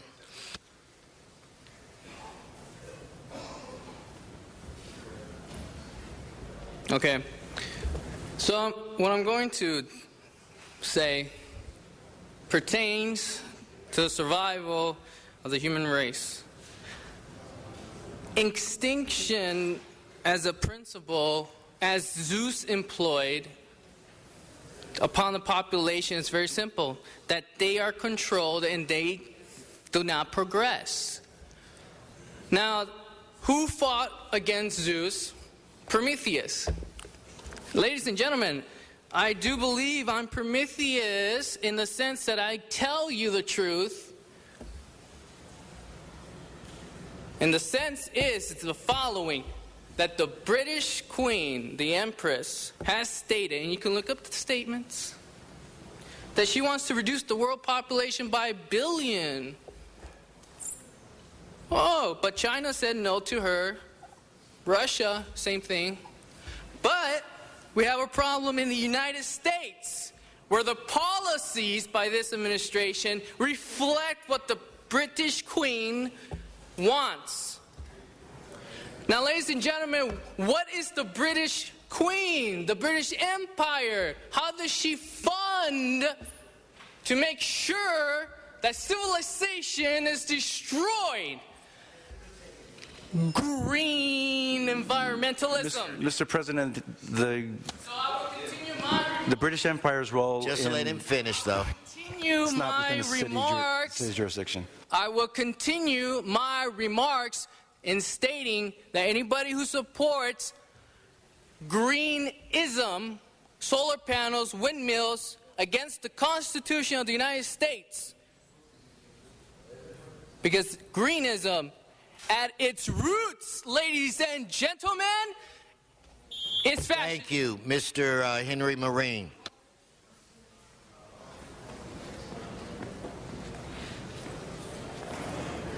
Don't forget, NOOCH for City Attorney. NOOCH is a new acronym for Now Upsetting City Hall, letting the council know that they are illegally working. And Richard Reardon made a video with Jessica Calderon, and he explained how when he was the mayor, he told them, forget about rules and regulations. And it's easier to ask for forgiveness than to legally work and account for the time and money of others. So what he's doing is taking people out of barrios and the ghettos and turning them into white-collar criminals. And he's doing it with public funds, state funds. He's so proud of the ones that he's got working for Goldman and Sachs and all the other lending institutions in this country. So now we got an economic, academic epidemic. And on November 20th of 2012, you saw Reardon come in here, try to tell this council how to run the world. But luckily, Mr. Wesson stood up to him and he said, why did you fix it in the first place? He said, this is your house. And if it's his y'all house, it's time for y'all accounting for the benefit of we the people. Ms. Wesson, are you paying attention? I guess not. It's y'all house. This ain't about me. It's about we. That means y'all. I'm in two positions all the time. I'm a taxpayer, citizen of the city of Los Angeles, and the employee that I know you didn't pay right in the first place. So you shelter my benefits. There ain't but one veteran up here, and he was hiding in the closet, so he didn't know nothing about the survivor benefits. But I did. I had to go ask Lieutenant if I could get married in the first place. So we got veteran pay administrators. Thank you. Thank you. Thank you. There are no more general public comments. What's before this committee, Mr. Clerk, or this council? Council has motions for posting and referral. Okay, they're posted and referred. Announcements? Mr. Labange. The Times most 100 influential people came up out today, and Kamala Harris, our state attorney general, is one of them listed. And in this magazine also is 100 most respected pioneers. Mary Nichols, our very own Mary Nichols, who was under Tom Bradley, a member of the Water and Power Commission. She was listed as one of the top pioneers. Time magazine. She was with Governor Davis as well. Mr. Yes. Buscaino. I'm actually surprised Tom Labange was not listed in that Time magazine. But that was in '89. Okay. I was in 9th grade then. No. Pinkberry tonight, or today. Support the Joy Picus Child Development Center at Pinkberry at Little Tokyo from 11 a.m. to 11 p.m. Proceeds benefit the Joy Picus Child Development Center, and this comes from the heart of Tracy Chavita and her parent organization at the Joy Picus Child Development Center. So all of us listening at City Hall, stop by Pinkberry at the Little Tokyo to support the Joy Picus Child Development Center. Thank you. Thank you. Any more announcements? So let's please rise. Everybody in the council chamber for adjourning motions. Ms. Perry, do you have an adjourning motion? Yes, I would like to adjourn in memory of Bill Shinbane. He was a pioneer in the Central City East community and one of the founding members of the Central City East Association and its Industrial District Business Improvement District. His company, Oracal Corporation, was one of the nation's largest shrimp import companies, and it had its headquarters located in Central City East for 52 years. The company provided jobs with good benefits and working conditions for more than 2 generations. Bill is best known for his restaurant, Fisherman's Outlet on Central Avenue. It is a landmark in downtown. Lines often stretch around the block at lunchtime as many workers from throughout downtown and even a special fan base among city workers visited his establishment. His father, Edward, was a 27-year veteran of the Los Angeles Police Department, and Bill was a steadfast supporter of the police department. And he is survived by his wife of 54 years, Sandy, his brother Richard, his 3 children, Mark, Gerald, and Sherry, and 8 grandchildren. Services are held today at Hillside Memorial Park, and in lieu of flowers, the family requests that donations be sent to the American Red Cross.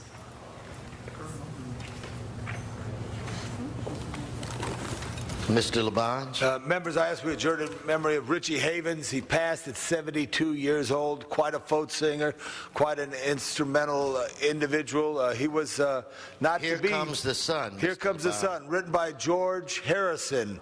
On a night where the Beatles had trouble, he came out and said, "Little darling, here comes the sun," and he talked about having the new day. But Richie Havens, who was not to be the first act at Woodstock, he was the 5th act, but because he got there before everybody else got stuck in traffic, Richie played for over 3.5 hours at the start of Woodstock. So God bless him and his soul and the music that he brought to the world. Members, other adjourning motions? Seeing none, this council meeting is adjourned. How old are you, Jan?